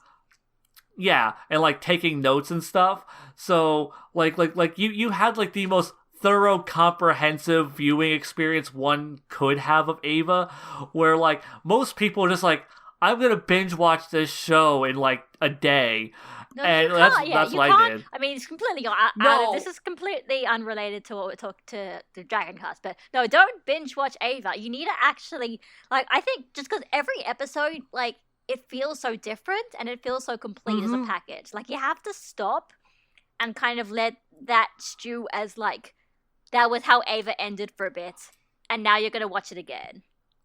Yeah, and also, like, certain episodes will just throw in, like, a scene that, like, you might, like, that are, like, really important plot things that you could just completely overlook if you're binge watching it, because you'll just be like, oh yeah, that's a whatever, that's not part of the key narrative, the overarching narrative right now. It's like, no, like, that's gonna be important later on, so you need to, like, pay attention. Also, anyhow, yeah, if you're Ava's watching great. Ava, you need to understand it's a weird show. Like, if you just know that it's a weird show, then, and a kind of, like, artsy show, like, if you have that expectation, I think that's a bit better, because if you just think it's a normal show, then you'd be like, why are you doing this? But if you know it's, like, kind of artsy, then you kind of understand. I would say, I mean, you're not wrong. I would say, like, just don't go into Ava thinking you're gonna watch a fun, like, giant robot, like, show, because you're gonna get, like, a headier show. You're gonna get, like, a more emotionally complex show, and really the show isn't about giant robots. It's about a bunch of people with a lot of horrible emotional damage, and the giant robots are window dressing. It's about depression. It's a story about depression. It is. Anyway, it is. Yeah, I mean, as opposed to Madoka Magica, where they kind of expect that you should go into it expecting it to be a traditional magical girl fair, and then they pull the rug out from under you in episode 3. Anyway, back to Dragon Ball. That's how you watch Ava and Madoka Magica. So Dragon Ball, yeah. So Goku just celebrates, and he's looking for the last Dragon Ball, and he can't find a signal, and he thinks it's broken, so he's gonna have to go to Bulma again. But it's okay, because the Beast Squad have finally arrived. Yeah, after everything's done. God, like I said before, I said this earlier, but like when everybody showed up the first time I watched this, and like everybody shows up, and like Goku's already beaten everybody, I was so disappointed, because I was like, oh man, they're gonna show up there and it's gonna be so cool, and nothing. I got nothing. Like, I don't know. Okay, maybe if it's maybe it's a, like I said, I don't know if it was just the service of a gag that Toriyama wanted to do, or if it was just that he thought about putting them in, but then he changed his mind while he was writing, or I don't know. But, this is probably one of the first starts of the, hey, maybe other characters are going to do something. Lol, jokes, no. You were expecting that? Of course not. What do you think you are, stupid? This is the Goku show. Only Goku actually does things that matter. Everybody else is just going to sit on the sidelines and wait. Yeah, honestly, like, as much as people want to say, like, GT is Goku time, like, Dragon Ball is Goku time. I mean, because GT literally is also, Goku... GT is also Goku time. I mean, it is. Dragon Ball... I'd say more Dragon Ball is Goku time more than Dragon Ball Z is Goku time. A lot of people say... I've had this tangent before. A lot of people say, Dragon Ball's better because in Dragon Ball the supporting cast got to do things, whereas in Dragon Ball Z it's just Goku. No. That is the opposite. In Dragon Ball, Goku is the only person that does anything, and when the supporting cast even tries to do something, they will immediately fail. In Dragon Ball Z, you have a supporting cast who are doing significant things to help progress the plot forward. You have Vegeta and Gohan. You have Piccolo, who was quite strong for a while. You have, like, Krillin helping sort of through empathy and, just being smart and stuff. No, Dragon Ball Z gets better at it. Dragon Ball's bad. Dragon Ball's bad with that. I am now just gonna, like, take out that audio clip of you saying Dragon Ball is bad. No. Wait, no jokes, you can't do it because I'm the one editing it, so I have the audio and not you. Damn it. So and that's why obviously I'm never going to publish this now. I'm never going to put it up because you're going to like I said Dragon Ball's bad. No. My credibility, my clout.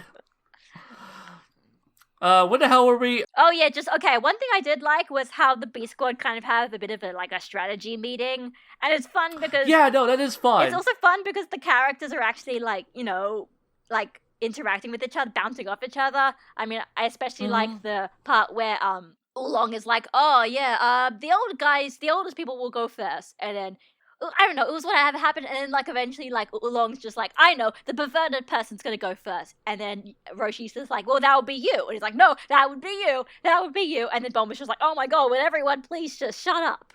Yeah, it was good.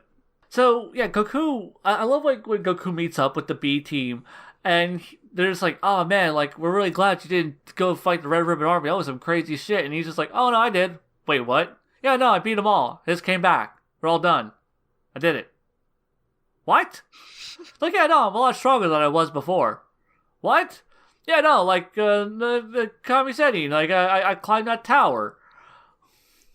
And he's just like, what? So it's like, yeah, no, I got, like, the super awesome big dick water, and it made me super awesome big dick, and I beat the guys, and, and yeah, I love all of that stuff.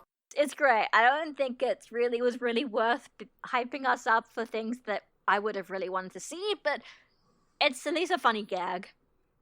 Yeah, and now I'm starting to come around on it. Now that I'm thinking about it, yeah, no, like I did enjoy like the dialogue that followed it and everyone like the strategy meeting. Fun, but I think it would have been more funny if it was just like, you know, you didn't see the part of them all getting prepared. The first time you see them is when when Goku sees them, and then he was they're like, oh, we came to get you to help. Came to help you because we thought that you were going to fight the Red Ribbon Army. Oh, it's good that, you know, like, I think that would have been more of a fun gag, because then you wouldn't have the expectation that they were going to do something, because you have been building them right up. Yeah, I would say, yeah, you're not wrong there, and I do love the fact that, like, you know, because you're talking about like their strategy meetings that they were planning, and like they're planning the strategy meetings after Goku has already beaten everybody. Like they're landing and they're like, oh man, we need to like be really careful, blah blah blah blah. And we've already seen the climax. We've already seen the resolution of this story. It's done. It's over. It was fun. I do love when Goku explains like, oh yeah, I climbed Karin Tower, got the water, blah blah blah. And then the Muten Roshi starts flashing back to when he was a young man. Yeah. And we actually see, is this the first time we've ever seen young Muten Roshi? That's what I was going to ask you, because I feel like you're more familiar with Dragon Ball filler, because I'm pretty sure they use this design like, later on. But so this is where they came up with it? Yeah, they will. I guess so. Because I know it's going to come up again in like the 22nd Tenkaichi Budokai. And yeah, I can't think of... Yeah, because I remember, like, yeah, we're going to see this design again when Goku trains with Kami. We're going to see this design again with flashbacks with Suru Senin. And I can't think of anything prior to this. Like, if someone's listening and, like, the Kami Senin, like, if he's shown up, like, young version... yeah, like, let us know, because, like, I'm pretty sure, because both of us are in this position of, is this the first time we've seen him young? So, yeah, it was nice, though. It's a nice little thing of, like, I kind of also like that, like, Goku is, like, talking about it, and we see, like, a little bit of a flashback to him trying to get the water from Karin. I mean... And then the Muten Roshi... Yeah, okay. Because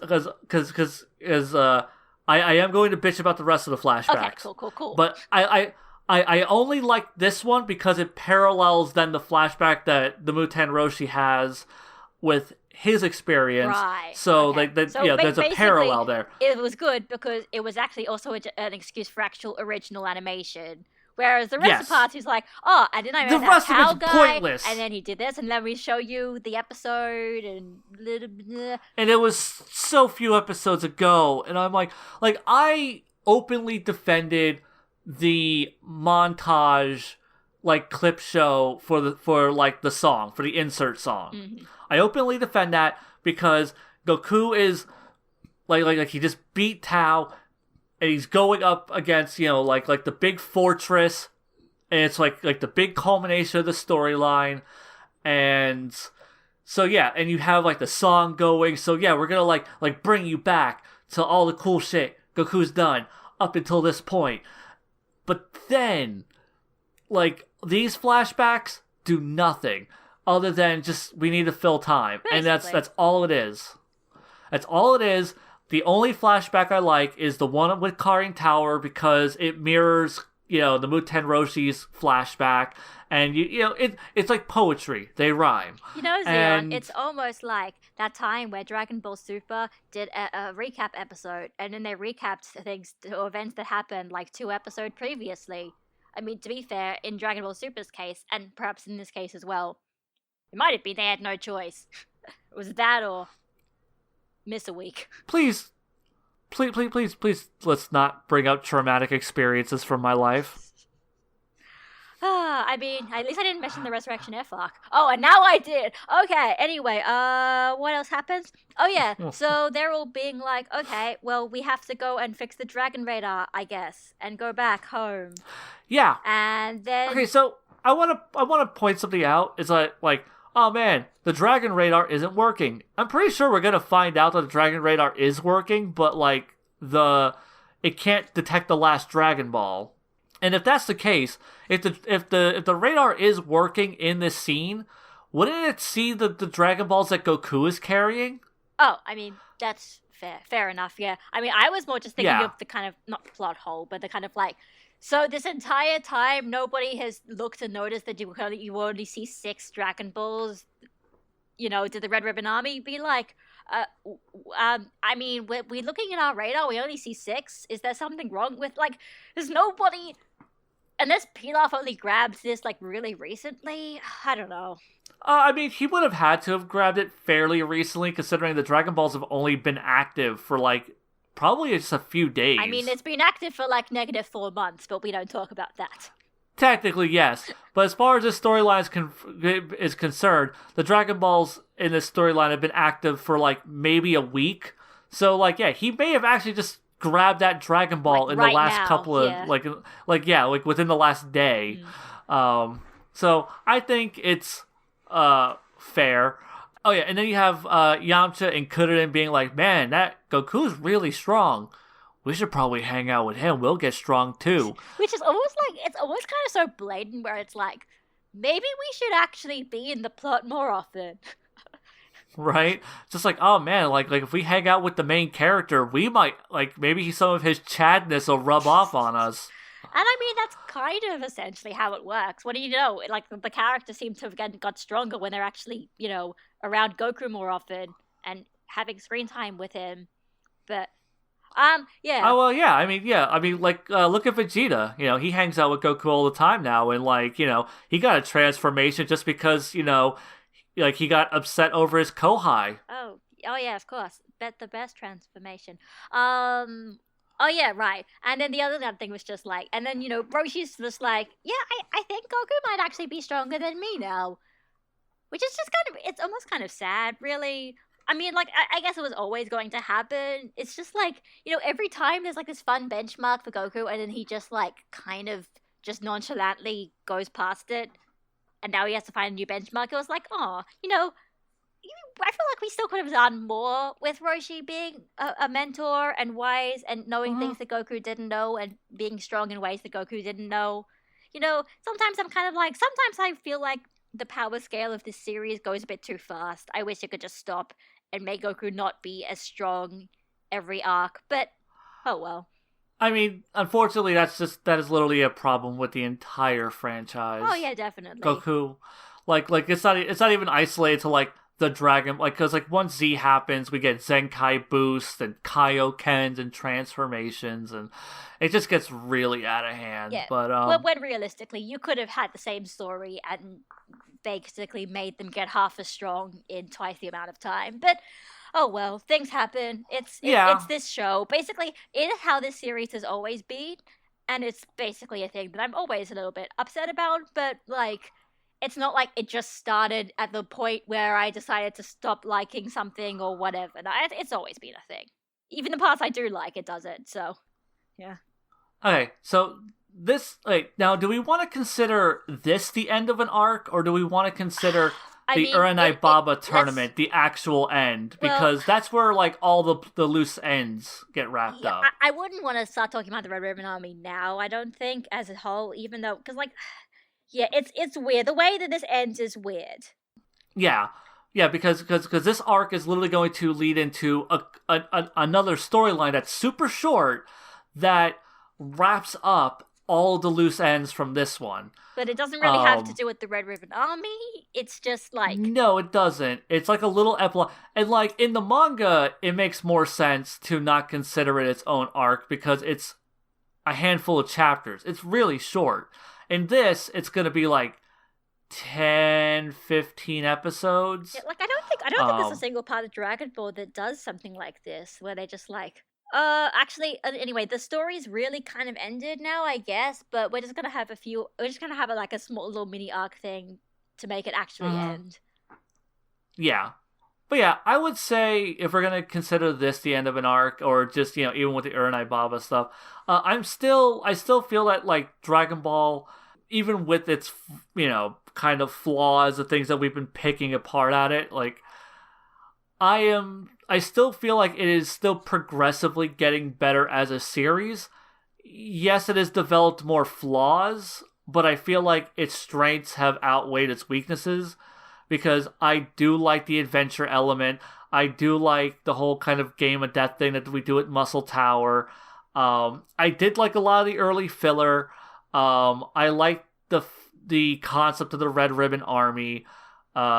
Really, like, the only thing that really hampers it for me is the fucking pirate cave. Yep. Is the fucking pirate cave in Penguin Village. And it goes on forever. Ugh. Yeah, I mean, for me, I think this was the point where... See, previously, when you had, like, bits that were filler, it was kind of very obvious, and it was almost like you could kind of just glaze over it and kind of forget about it. Here was the point where they're just like, okay, we're just gonna have to, like, make filler and put filler in everywhere because there's no other option. So things became a lot more noticeable, I think. It was a bit like, and also considering it was also a much longer arc as well, especially compared to the first two. Yeah, this is like the longest arc in OG Dragon Ball. Yeah, basically. By a long shot. So it's a lot harder to just kind of isolate the filler. There's a lot of filler and there's a lot of story, and it all adds up, and it all just kind of... I feel like at the end of the day, it does a lot of really good things, but also... it makes it a bit more of a frustrating viewing experience, especially if you're binge watching. I think if you watched an episode once a week, it probably wouldn't be too bad. Like, the kinds of repeating flaws and filler that you would see, it would just kind of like, you'd sort of forget that they were there every week. But yeah, when you're binge watching it, it's pretty bad. Yeah, like, I would say, like, especially, like, in the weird chunks that how we were doing this in chunks. And... because it seemed like, especially, like, in these chunks, like, the repetition of, like they would do, like, a gag one episode, and then either the next episode or the episode after, they would just repeat the same gag, like, in a filler scene. And it's just like, stop it. Damn it. Why couldn't this been spread over, like, 2 different podcasts? I wouldn't have remembered or whatever. Yeah, it's... Like, I find it to be a more interesting story. And, like, obviously, like, yeah, where this is building up to, I like Bora... Upa sucked, but, I still like Bora as a character. Tao Pai Pai is just deliciously campy and such a fun villain. Tao Pai Pai is great. Yeah, no, he is just fantastic. Well, I think it's maybe it was more in the manga than the anime, but still. Yeah, like the anime kind of wore him out a little. But I still feel like each arc has been slightly better than the last. I don't feel like the Red Ribbon Army was this huge leap forward, because I used to consider the Red Ribbon Army arc one of my favorite arcs, and there's a lot of shit that I just forgot about. Like, there's a lot of things in, like, the anime version of this that I'm just like, ooh, uh-oh. So... yeah, like, I still think it's better than the 21st Tenkaichi Budokai, but I still think it's, like, not that much better. It's a mid-tier arc, in my opinion, and it's definitely not, like, it's definitely nowhere near the bottom, but it's definitely nowhere near the top for me. Which makes me sad, because, like, I went into this thinking I was going to be like, yeah, the Red Ribbon Army, I'm going to relive one of my favorite arcs. It's going to be awesome and fun and cool, and, oh no... there's a lot of filler, and it's poorly placed, and it's dragging ass. You know what I want to do now? I want to revisit the Dragon cast of when we start getting into the Pirate Cave part, and, like, you being like, oh no, maybe this isn't as good as I remember it. Right? Like you just hear, like, younger Zeon in the, like, from the past, don't Don't do it. No, it's not Preserve that bad. your Yeah, memories. it's not that bad. It's just No, it isn't. Like I've gone back to nostalgic things that were far worse than this. fair enough. And Like for me, it's. I mean, like I think I explained it. I think I said this like all the time. I find it really hard to judge things overall, especially stories like this, and especially things where it's so different between the anime and the manga. I mean, I think personally, something like the 21st Budokai probably grabbed my attention a bit more. I think I'm a bit more interested in that kind of story arc. I think the Red Ribbon Army for me, I think some of my issues with it, the thing I get kind of bored with is oftentimes there's a bit of an overall lack of tension. There's a lot of just kind of like, even though Goku is fighting people, it doesn't really feel like he learns that much. A lot of time he just kind of breezes through situations. And the fact that while there is attempts to make more world building, the world building is a little bit half-baked in areas. it's shallow. It's like Dragon Ball world building is fairly shallow in general, but I would say like even the world building here is still very shallow. Yeah, in Dragon Ball, like oftentimes, the world building is good enough. It's good enough for what it wants to do. But I think for something like the Red Ribbon Army, where the entire point is you're being like immersed in this world, I guess, you kind of expect a little bit more. Yeah, if that's fair. it's just for example, like say like Namek, you didn't need to know that much about Namek because you weren't really spending much time actually on Namek. You were spending the time actually fighting the other aliens who weren't people on Namek from Namek, who were doing other things. But in Red Ribbon Army, the whole point is you're fighting the Red Ribbon Army, and half of the Red Ribbon Army guys are just so boring. Yeah, I'm not gonna argue that. Like the only God, yeah, no, White is really bad. Silver, I kind of like because it was kind of a fake out because the anime like built him up to be some sort of badass, and then they fake you out and he just drops him with a single hit of the tail. I'm trying to remember Blue was the first really, really noteworthy good one. I mean, Murasaki was yeah, good. I mean, Murasaki was fun. He was entertaining. He was a lot of fun. It made me wish, that the more of the characters in the Red Ribbon Army were gimmicky like he was, and less just like. Yeah. I guess I'm a soldier strong guy. evil guy, or not even an evil, Yeah, strong guy, just an evil guy. Like Red is just an evil guy who has is a complex about being short. Black is just an evil guy. A White's an evil guy. Silver is an evil guy. Violet, I guess, is an evil girl. I guess what's kind of weird is that like Violet, the filler character, was given more personality in her like 5 filler scenes at the tail end of this arc than Silver and White had throughout their entire actual storylines.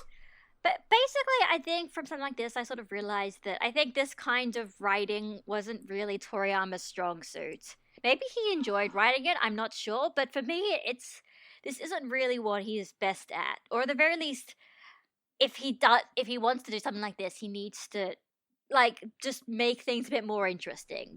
For me, the Red Ribbon Army arc has an issue. It just gets kind of boring, especially when there's so many filler episodes and just filler integrated.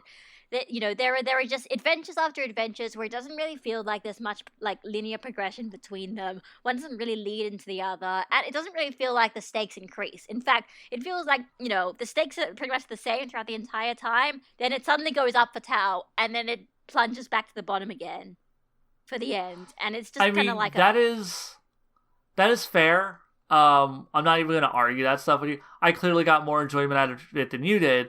But I will say, it's just not. Maybe it's just in general. This wasn't really the kind of story I was interested in. Like, it was fun for a while. That's fair. It was fun for a while. Seeing the this kind of cute, hyperactive little nice little kid just going around and beating up evil people. That's fun for a while. I think for me, I think there are other stories I think I enjoy more. Yeah. Maybe the little guy having to fight somebody who challenges them, or a little guy having to grow up a little bit, get a bit more maturity or whatever, or like a little guy looking at another bigger guy and being like, they're a cool person, I guess, or maybe just like, I don't know. Depends, I guess. I'm not exactly sure. Maybe I'll figure out opinions more as we get into more Dragon Cast. Right. Yeah, like I said, though, I obviously felt a bit more positive than it towards you, but yeah, definitely I came out of this with a worse opinion of this arc than I went into it with. And I think for me, like, one of the things that this arc coasts by for me on is the constantly changing locations, because we go like, you know, like we start out like in the woods with Silver, then we move to like Jingle Village, and then we do Muscle Tower, and there's enough creative weird shit in Muscle Tower that like keeps me engaged. And then we do Blue, and actually, hell, even before we do Blue, we go to West City. We get to see Bulma's home for like the first time. So there's a lot of like interesting stuff. We get to see Karin Tower. You know, obviously Tao is just an amazing fucking villain, and like just he steals the goddamn show. So yeah, I feel like there's like all of its stronger elements, and a lot of its the fact that it never spends too long just staying in one spot. And maybe I'm just too ADD rattled, and it's just like, oh, a new location, and it keeps me engaged enough, because that's like something that like you're gonna find out like as we're watching, like a lot of the things that I will start praising in like more questionable parts of the series, like Dragon Ball movies or GT, is gonna be like how different the environments are, and the fact that Goku is always like every step of his adventure is taking him to a new environment. It never gets to feel too samey for me. And I think that was part of the problem with the Pirate Cave, is the Pirate Cave took too long, and I was stuck in the same location for too long, and it really made the weaknesses of this arc really shine, because I wasn't getting something new and interesting. It was just like, okay, it's a Pirate Cave. And then we weren't really doing anything with the Pirate Cave, and it just, the filler really dragged it out. I mean, I think I can understand that. Like, the idea where, like, the best part about Red Ribbon Army is the fact that it's variety. Even if you think that a character is boring or whatever, then, you know, eventually they can get replaced by another one. I think maybe just for me, maybe there just wasn't enough there weren't enough of the ideas that I was interested in. You know, when they introduced a new villain, it seemed like there was like an 80% chance of them being kind of boring by the end, and I would have preferred more of a chance than an 80% chance. Yeah. I mean, I'm definitely not disagreeing with you. By the way, something we did not bring up in this, and I want to toss this in real quick at the end before we go on to comments and stuff. But the music in these episodes pretty good. Rocked. Yeah. Like, I don't know if I like the music really popped for me in these episodes, and I don't know if it's like if there was new music added or if it was just the music placement was just a lot better in these episodes. But man, the music popped. And I'm not just talking about the insert song, I'm just talking about your regular Kikuchi score.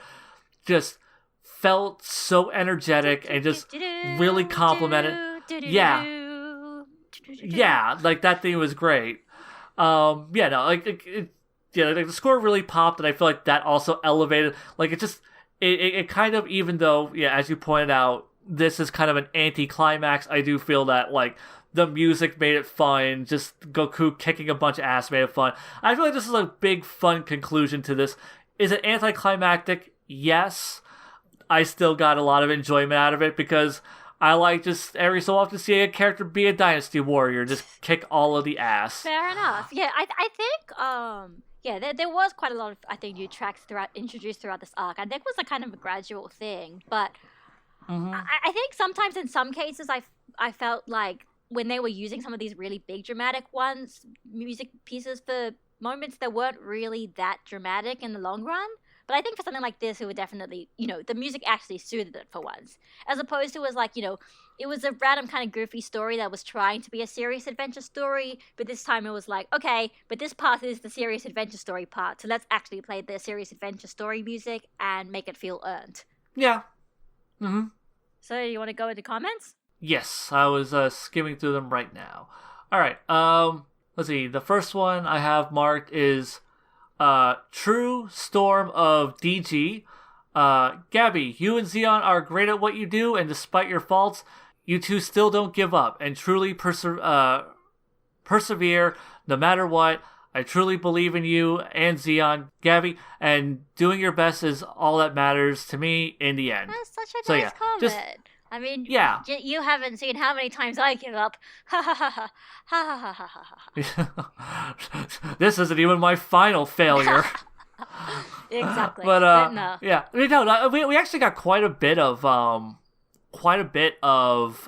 comments where it was just like, oh, like, I'm so glad the podcast is back, and blah blah blah, like just a lot of positivity coming And from the comments. that's so nice. So yeah, Like, I forget that people even watch it sometimes. I mean, obviously, you get like, oh, however many 100 views or whatever, but like sometimes I forget that, people are actually listening to the whole thing and care, and you're listening to this part as well, so we can just like go around and start directly talking to you guys and like, asking you stupid questions, and you're all gonna listen to it and listen to us bitching about people, but don't reveal those secrets. right.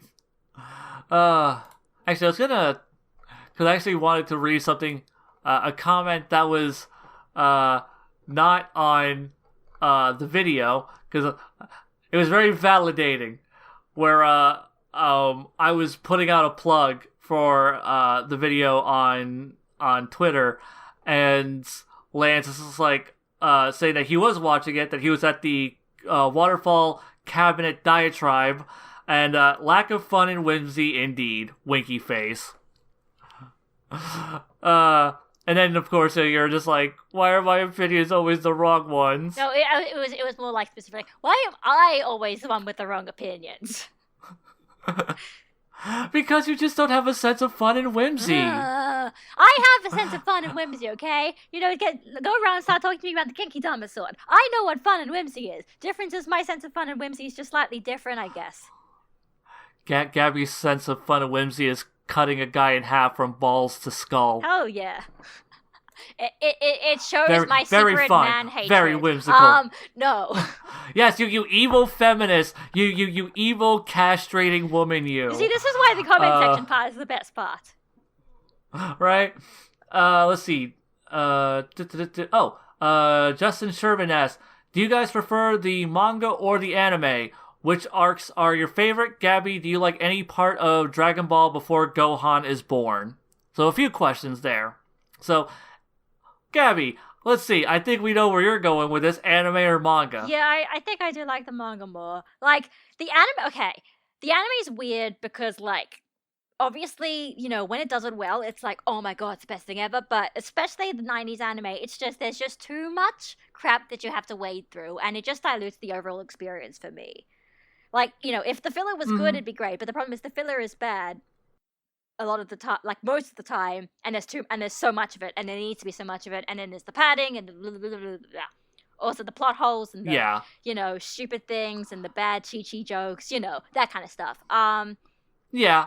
I still lean more towards the anime. I like just animation over manga in general, over paneling and stuff. And yes, the filler sucks. I'm not gonna, the filler can really, really, really ruin a story. The fucking Pirate Cave. I've gone on about it enough. Fuck the fucking the Tao Pai Pai fight. But, I feel Kikuchi's score, Nozawa's performances, Suru's, performance, these things kind of elevate the material and make it more fun. Getting to see these fights in motion, seeing some of the weird stuff that the animations team add to it, because, I really like the addition of Pilaf to the beginning of this arc, and that's not a thing that happens in the manga. And I like the fact that the Pilaf gang in the anime version get to bookend this arc with them showing up at the beginning and then them showing up at the tail end, after the Uranai Baba tournament. So they get to bookend it, stuff like that. I feel like, sometimes they add they add more menace to the Red Ribbon Army. They the anime kind of fleshed out a lot of the Piccolo stuff, the Piccolo Daimao stuff. A lot of the filler that's added in the Saiyan arc is some of my favorite stuff. So yeah, even though the anime does have its issues, and goddamn, I would not really, I'm not looking forward to sitting through the goddamn Namek arc. That's gonna be... Oh god, we're gonna die. We are actually going to die. I am going to age 10 years for every podcast we do. possibly because it's going to take us 10 years to put up a single podcast because exactly. I'm not going to want to watch that as well. the Namek arc. No, it's just Yeah, it's anyway. Well, I think we've answered the favorite arcs before. I feel like we must. Yeah, we've already answered the favorite arcs. Oh yeah, as opposed to me, do I like anything about Dragon Ball before Gohan's born? Yeah, I like the tournaments. I think the tournaments are really fun. I mean, because the only things that aren't the tournaments, obviously, are the Red Ribbon Army, which I think is kind of boring, and the first arc, which is just kind of serviceable, but obviously it's nothing that really I'm really gonna go and love watching all the time. So I like the tournaments. I think, especially, the later tournaments, 22nd and 23rd, once it starts getting less gaggy and more like, we're gonna take some of this stuff seriously. I think it's fun. Oh, Piccolo die now? In all honesty, I need to think about it, because in all honesty, I feel like I do not explore that arc or think about that arc as much as I should. But I think that's fun. In all honesty, I think maybe the issue is the reason why is it being like, I like Dragon Ball more when Gohan's born. It's more like, see, the thing with early Dragon Ball is it is focused on Goku a lot of the time, and early Dragon Ball Goku is quite different, and he's just like, it's that kind of, hyperactive, happy-go-lucky, always wins, always gets stronger, always, doesn't often struggle that much character. And that's often not as, relatable. For example, in early Dragon Ball, sometimes characters like, say, Krillin. Krillin is, compared to Goku, Krillin is the much more down-to-earth, relatable guy. He knows society more. He's not as strong. He thinks Goku's the coolest guy ever and thinks he doesn't necessarily match up to that. Like, a character like that is nice. And obviously, once Gohan was born, he is that character. He's basically like that almost all the time up until basically the very, very tail end of the Buu Saga. And then he's just absent from the storyline. So I think that's why we could really say I like Dragon Ball more when Gohan is around. Because it is that idea where it's like, you're not just following the stories of an invincible person doing invincible things and being happy and not getting challenged. You're seeing that, but you're seeing those escapades also through the eyes of somebody who wants to actually achieve something, who wants to actually get better, as opposed to somebody who just always gets better whenever they try anything without even worrying about it. Yeah. Okay. Does that make sense? Yeah, no, it made sense to me. Like, I can understand that perspective. The next one I got is Alec Toledo. This is in reference to Goku. Like, the point I was bringing up with Goku not wanting to sneak up on Karin to grab the water, and how I think like a more modern iteration of Goku. I saw that. Lots of people were replying to that. Yeah, there's a lot. So I'm going to read this one because I think this one, God, there's so many. Like, there actually is a few, but I like this one because Alec Toledo said, Zeon, I agree with you. The scenario you're referring to. But remember, modern Goku hates the God form because he needed the ritual to make it happen. Yeah, because Goku doesn't like freebies. At least in the movie, I think in the arc they might have forgotten to include that. They don't include that at all. But I think everyone kind of forgets that the arc exists now. I think they just honestly. Okay, so this honestly, I'm curious. As Dragon Ball starts moving along, and more people are getting into Dragon Ball via Dragon Ball Super being on television, I wonder if there are going to be people who are going to there's a movie version of this? Oh, well, I already watched the arc, and, the arc is clearly the canon thing, because that's part of Super, and that's just, that the show retconned it. The thing is, the differences aren't that big. Even Resurrection F, when there are differences, they're not that big. It's a weird, it's a weird thing. Super is always going to be a different kind of beast now. Just even from the very fact that there's a manga version and the manga version is different. Oh yeah, the idea of Dragon Ball canon Super is is always dead. going to be a different kind of beast, and I think people are always going to have to. If you're going to consider yourself an educated person talking about Dragon Ball Super, you're always going to have to acknowledge that there are slightly different continuities around, and it's kind of often in conflict with each other, because this is kind of more of a media experience that has been designed and also kind of came on a very strict schedule where people didn't really know what they were doing. I think you kind of have to appreciate. Well, not you can dislike it, but you have to acknowledge it. Yeah. So the comment I was gonna make on this though about Goku hates the god form. So something that made me realize, like something I thought about with this is that the reason I'm pointing it out is that Goku, like he didn't like the god form because it wasn't something he earned. It was just kind of it was something that was handed to him. Goku, when he gets the Karin Tower, like he's expected to get handed a power up.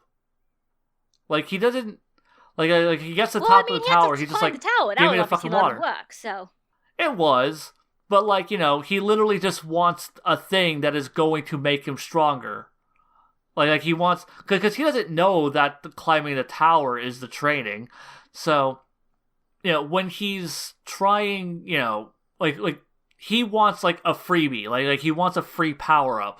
So I do think it's interesting. Once again, like seeing this kind of how a kid Goku and an adult Goku. Like I feel like really once the Saiyan Pride gets introduced, like that whole concept, Goku's character is going to change drastically. I don't think it's even necessarily the Saiyan Pride thing. Like, from 23rd Budokai, he's basically like this.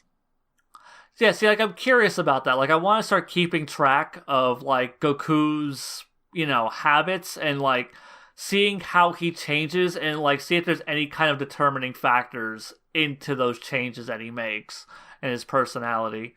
But also on this same topic, Tia Blue brought up that, things like the difference between like Goku in Dragon Ball and Goku in Z would be like in like here he thinks Goku would be more like, no, not while he's sleeping. There's where's the honor in that? Where later on, like later iteration of Goku would be like, not while he's sleeping. Where's the fun in that? Like because Goku would want the challenge. Yeah, I think that's actually pretty a fair assessment. I think that was what I was saying, right? I was saying, what he'd be like, he wants to actually does want to challenge himself. I think I can't remember exactly what I said last week, 2 weeks ago, whatever. So yeah, and then Tia Blue also wrote stuff Zeon and Gabby have gone on and on about. 1. Multi-layered panty gag. 2. How fucked up Goku's 8 form is. It was really fucked up. 3. Monkey titties. 4. Bulma's parents. 5. Insert song / the Jackie Chun versus Goku in general. 6. The fucking rope. And 7. And now the waterfall cabinet. Where is the? I don't see that comment. So, well, good thing that you've got it. I got them in chronological order. Well, no, so yeah, I'm just working my way down. I don't see it, but oh well. We don't even have to ramble on. I mean, this podcast is also going to be long, and we didn't even really ramble on anything specifically at all. We just specifically talked about like everything in the episode. God damn it! Like we passed 2 hours. I know, right? Again. I was thinking, this one's going to be shorter this time. Yeah, I thought we were going to blow through it. We're not going off track all the time, except that time we talked about Evangelion. But yeah. But that was short. That was short. That was a drop in the bucket compared to the fucking waterfall cabinet. I actually don't understand what we are.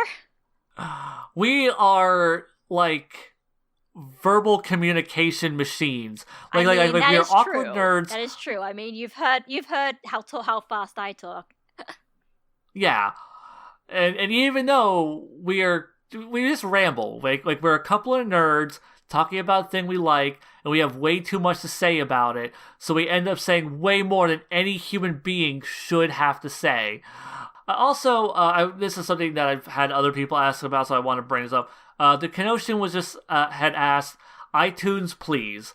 Okay, so the reason this is not on iTunes, if you guys want an audio version, I do provide audio links to a Google Drive doc, and you guys can download audio versions of all of these episodes. Now, the reason they're not on iTunes is because that takes like a lot of extra effort, and like I would need to like put these on like a more permanent thing, like a podcast hosting site, and that costs money, and I literally don't make a single cent off of this. Oh yeah, right, money. Yeah, like we don't make a single penny off of this, so like that would literally be like a deficit to me. Like I'm already spending like